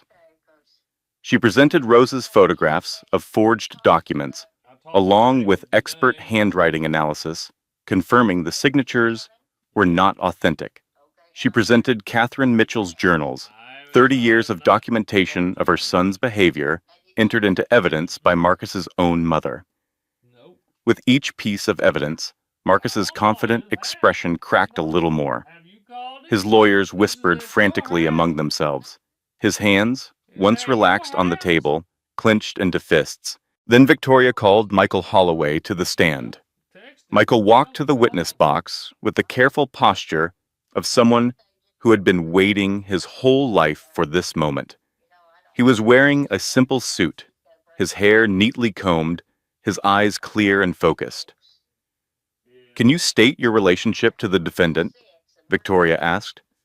"Marcus Mitchell is my biological father." A murmur went through the courtroom. Marcus's face went pale. "And can you tell the court about your mother?" Michael nodded. "My mother was Andrea Holloway. She was married to Marcus Mitchell for 4 years. They divorced when I was 5 years old." "What happened during that divorce?" Michael's voice was steady. "My mother had what was described as a mental breakdown. She was hospitalized multiple times. She eventually surrendered custody of me to my father." "And did you believe, at the time, that your mother was mentally ill?" "Yes, I believed everything my father told me. I was a child. I had no reason to doubt him." "What changed your mind?" "I reconnected with my mother when I was 18 years old. I spent 2 years getting to know her before she passed away. And during that time, I came to understand that she was not mentally ill. She was a victim of the same tactics that are being used against Mrs. Mitchell today." Marcus's attorney stood. "Objection. The witness is speculating about matters he cannot possibly—" "Your Honor," Victoria interrupted, "the witness has first-hand knowledge of his father's behavior patterns. He is testifying about his own observations and experiences." "Overruled," Judge Holloway said. "Continue." Michael looked directly at Marcus for the first time. "My father is a predator," he said. His voice did not waver. "He targets women. He isolates them. He controls them financially and emotionally. And when they try to leave, he destroys them. He did it to my mother. He is doing it to Mrs. Mitchell. And if this court does not stop him, he will do it again." The courtroom was utterly silent. "Your witness," Victoria said to Marcus's attorney. The attorney stood slowly. He looked rattled, uncertain. After a moment, he said, "No questions at this time." Michael stepped down from the witness box. As he passed Marcus, he paused. "Mom says hello," he said quietly. Then he walked back to his seat. But Victoria was not finished. "Your Honor," she said, "we have one more piece of evidence. Recordings made by Jessica Wells during her relationship with Mr. Mitchell." Jessica's head snapped up. For a moment, terror flashed across her face. Then something else replaced it. Something that looked like resignation. Or relief. Jessica stood. "I would like to submit these recordings to the court," she said. Her voice was steady, though her hands were shaking. "They contain admissions by Mr. Mitchell of financial fraud, document forgery, and conspiracy to falsely accuse his wife of crimes she did not commit." Marcus grabbed her arm. "What the hell are you doing?" Jessica pulled away. "Something I should have done months ago. Something I should have done years ago, when I was married to you myself." The courtroom erupted. Reporters started typing frantically. Spectators whispered to each other. Marcus's lawyers called for a recess. But Judge Holloway simply held up her hand, and silence fell. "The recordings will be admitted," she said. "Continue." For the next hour, the courtroom listened to Marcus Mitchell's own voice, recording after recording, captured without his knowledge, each one more damning than the last. Him admitting to stealing from Claire's trust. That money was just sitting there. Her mother was too stupid to manage it properly. "I did Claire a favor." Him describing how he manipulated the recording. "Modern technology is amazing. You can make anyone say anything. She thinks she is so smart, but I am always 3 steps ahead." Him laughing about Andrea. She was too easy. By the end, she did not know what was real anymore. All it took was patience. Wear them down long enough, and they break themselves. When the last recording finished, the courtroom was utterly silent. Judge Holloway removed her glasses and rubbed her eyes. "Mr. Mitchell," she said finally, "do you have anything to say?" Marcus stood. His composure was gone. His face was red, his voice shaking with barely contained rage. "This is ridiculous," he said. "Those recordings are faked. My ex-wife has manipulated everyone in this room. She is unstable. She is a liar. She is—" "Mr. Mitchell," the judge's voice cut through his tirade like a knife. "I have been a judge for 35 years. I have seen hundreds of cases. I have seen guilty men and innocent men. I have seen liars and truth-tellers, and I have developed, over those 35 years, a very reliable sense for when someone is trying to manipulate my court." She leaned forward. "The evidence presented today is overwhelming. Bank records, audio analysis, eyewitness testimony, documentation spanning decades, and your own voice, Mr. Mitchell, recorded admitting to crimes that would make any decent person sick." Marcus opened his mouth to speak. "I am not finished," the judge said.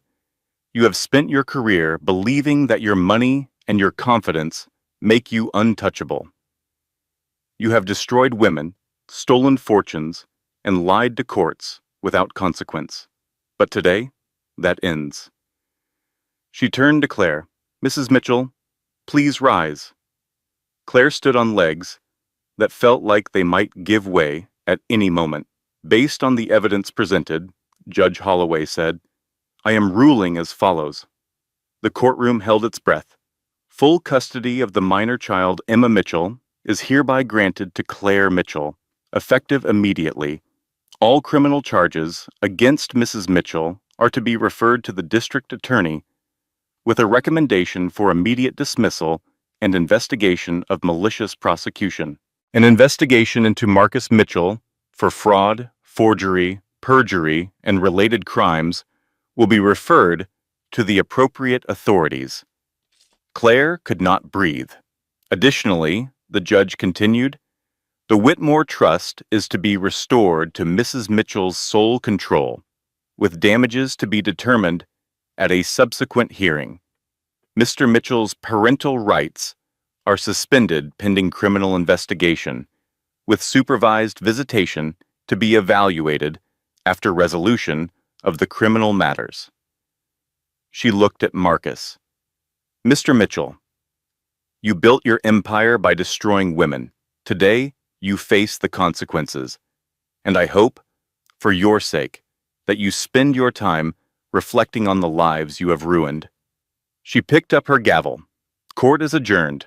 The gavel fell, and Claire Mitchell, for the first time in 3 months, allowed herself to believe it might actually be over.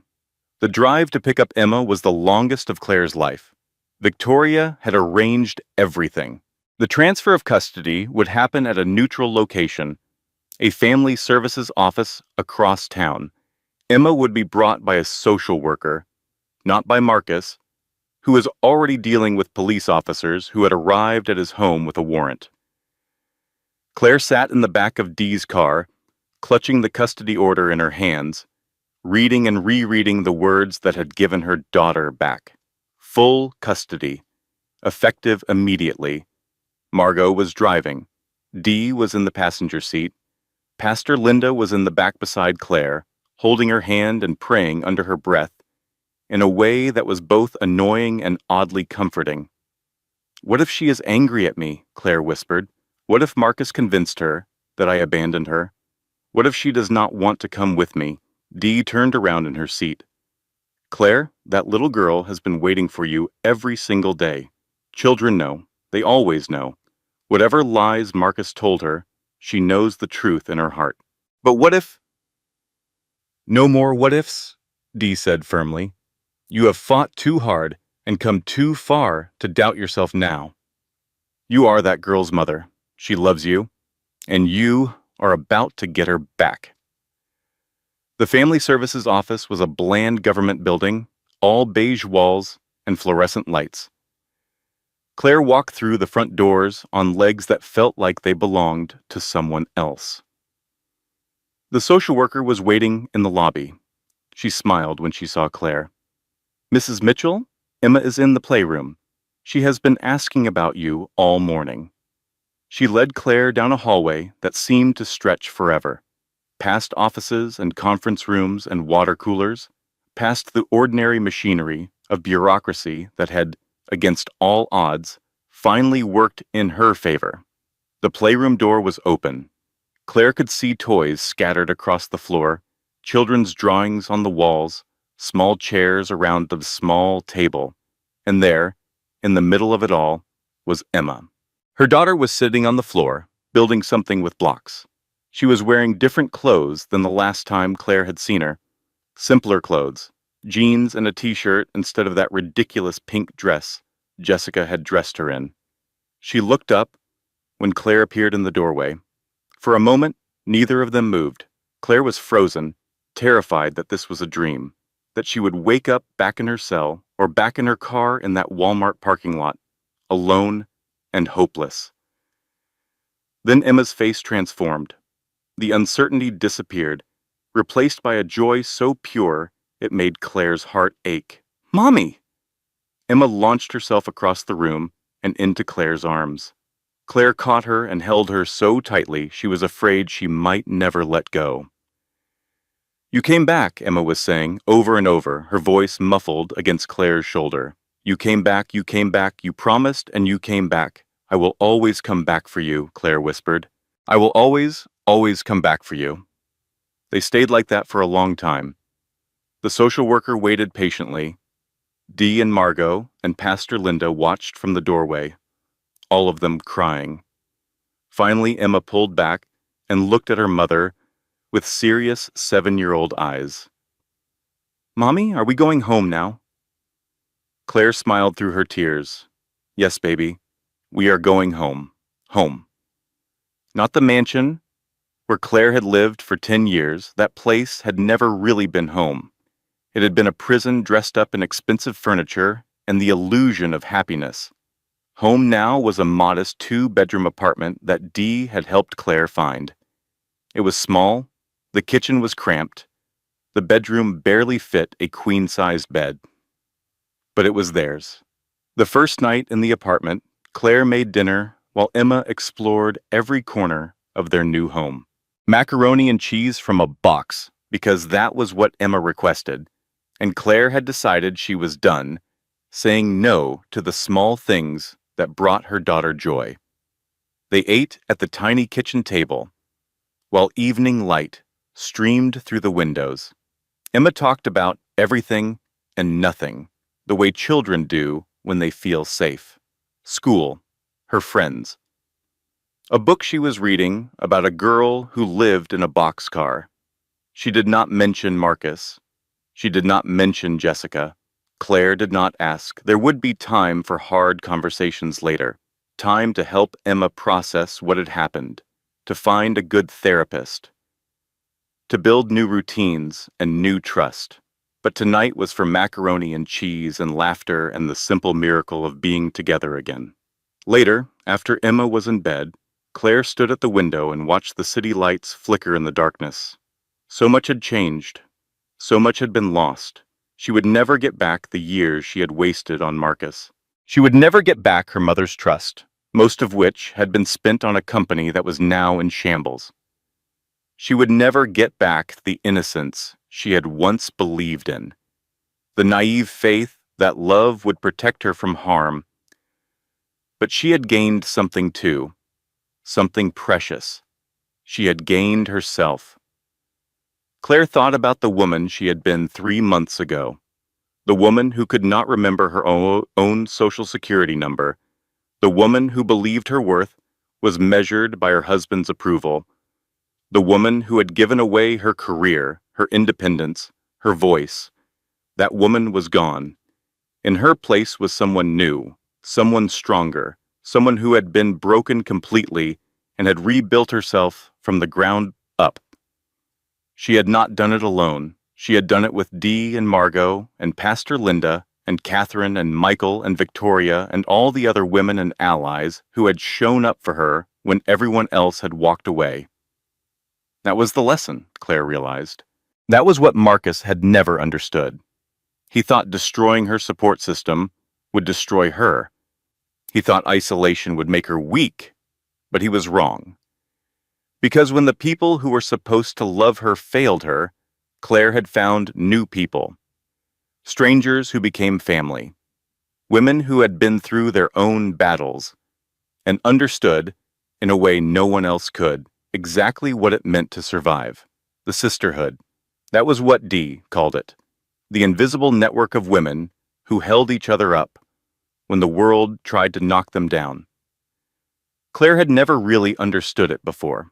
She had always thought she was strong enough to stand on her own. But now she knew that real strength was not about standing alone. Real strength was about knowing when to ask for help and being willing to accept it when it came. There was a knock at the door.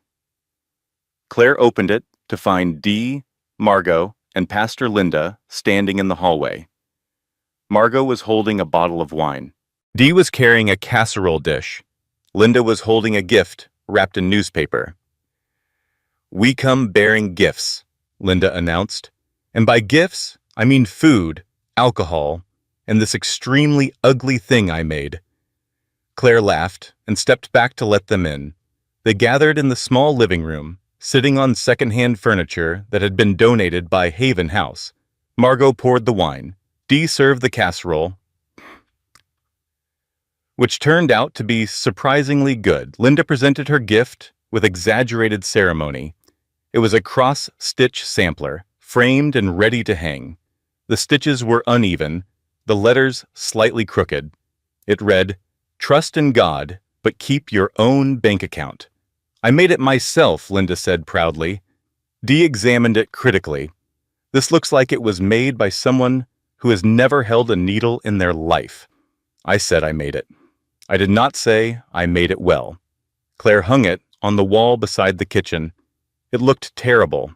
It was perfect. "To Claire," Dee said, raising her glass, "who fought like hell and won." "To the sisterhood," Margot added, "who made sure she did not have to fight alone." "To the future," Linda finished, "which is looking pretty damn bright from where I'm standing." They clinked glasses and drank. Later, after the wine was gone and the casserole was finished, after Dee and Margot and Linda had hugged Claire goodbye and promised to come back next week, Claire checked on Emma one more time. Her daughter was sleeping peacefully, one arm wrapped around a stuffed bear that Claire had bought at a thrift store. Her face was relaxed, untroubled. She looked like a child who felt safe. Claire leaned down and kissed her forehead. "We are okay now," she whispered. "We are going to be okay." She walked back to the window and looked out at the city. Somewhere out there, Marcus Mitchell was being processed into a jail cell. His assets were frozen. His company was in ruins. His reputation was destroyed. Claire felt nothing when she thought about him. Not anger, not triumph, not even satisfaction. She just felt free. The story did not end with revenge. It ended with something far more powerful. A woman who had been broken and had rebuilt herself. A daughter who would grow up knowing what strength looked like. A sisterhood that proved women could save each other when the world tried to tear them apart. And somewhere in a jail cell, Marcus Mitchell was learning something Claire had always known. The most dangerous thing you can do to a woman is underestimate her, because when she rises, she does not rise alone. She brings everyone with her. 1 year later, Claire stood at the podium of a conference room in downtown Haven House. The building had expanded. Where there had once been room for 30 women, there was now room for 60. A legal aid clinic occupied the first floor, staffed by volunteer lawyers who had been inspired by Claire's case. A job training center filled the basement. A children's daycare took up the entire third floor. All of it had been funded by the settlement from Marcus's criminal case. The courts had awarded Claire full restitution of her mother's trust, plus damages. It was more money than Claire had ever imagined having, and she had used every penny to help other women. Margaret Morrison would have approved. Claire looked out at the audience gathered for Haven House's 1-year anniversary celebration. Dee was there, of course, sitting in the front row with a proud smile on her face. Margot was beside her, no longer a resident, but now an employee, using her forensic accounting skills to help other women uncover financial abuse. Pastor Linda was serving coffee and cookies in the back, telling terrible jokes to anyone who would listen. Michael Holloway had come, and beside him, to Claire's surprise, Catherine Mitchell. Marcus's mother had become an unexpected ally, donating money and time to Haven House as a form of penance for the years she had looked the other way. Even Victoria Shaw was there, officially retired but still showing up to offer advice and occasional representation to the women who needed it most. And in the very front row, wearing a purple dress she had picked out herself, sat Emma. Claire cleared her throat. 1 year ago, she began, I was thrown out of my home with nothing. My husband had taken everything. My money, my reputation, my daughter. I had nowhere to go and no one to turn to. She paused, looking at the faces in the audience. I thought my life was over. I thought I had lost everything that mattered. But I was wrong. Because when I walked through the doors of Haven House, I found something I never expected. I found a community, a family, a sisterhood. Her voice strengthened. I found women who had been through their own battles. Women who understood what it meant to be broken. Women who knew that the breaking was not the end of the story. It was just the beginning. Claire smiled at Emma, who grinned back. My mother used to say something that I never really understood until now. She used to say, keep your own bank account, even if it only has $500. A woman without her own money is a woman without choices. She looked at the cross-stitch sampler that had been framed and hung on the wall behind her. Linda's terrible, perfect creation. She was right. But I have learned something else too. Something even more important. Claire's eyes moved across the room, touching on each face that had helped her survive. A woman without her sisterhood is a woman without hope.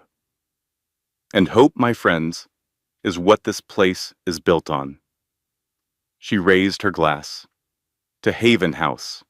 To the women who built it. To the women who live here. And to everyone who believes that broken women can become unbreakable. The room erupted in applause. Later, as the celebration wound down and people began to leave, Emma tugged at Claire's hand. Mommy? Yes, baby. You know how you said you would always come back for me? Claire knelt down so she was eye to eye with her daughter. I remember. Emma's face was serious, thoughtful. Will you always be strong like you were? Even when things are hard? Claire considered the question carefully. She had learned, over the past year, that honest answers were better than easy ones. I will try, she said. But being strong does not mean never being scared. It means being scared and doing the hard thing anyway. And if I ever need help being strong, I know I have people who will help me. Just like I helped you, Emma nodded slowly. Like the sisterhood. Exactly like the sisterhood. Emma threw her arms around Claire's neck. I want to be part of the sisterhood when I grow up. Claire held her daughter tight. You already are, baby. You already are. They walked out of Haven House together, into the evening light, into a future that was uncertain but full of possibility. Behind them, the building stood solid and strong, a beacon for women who had nowhere else to go.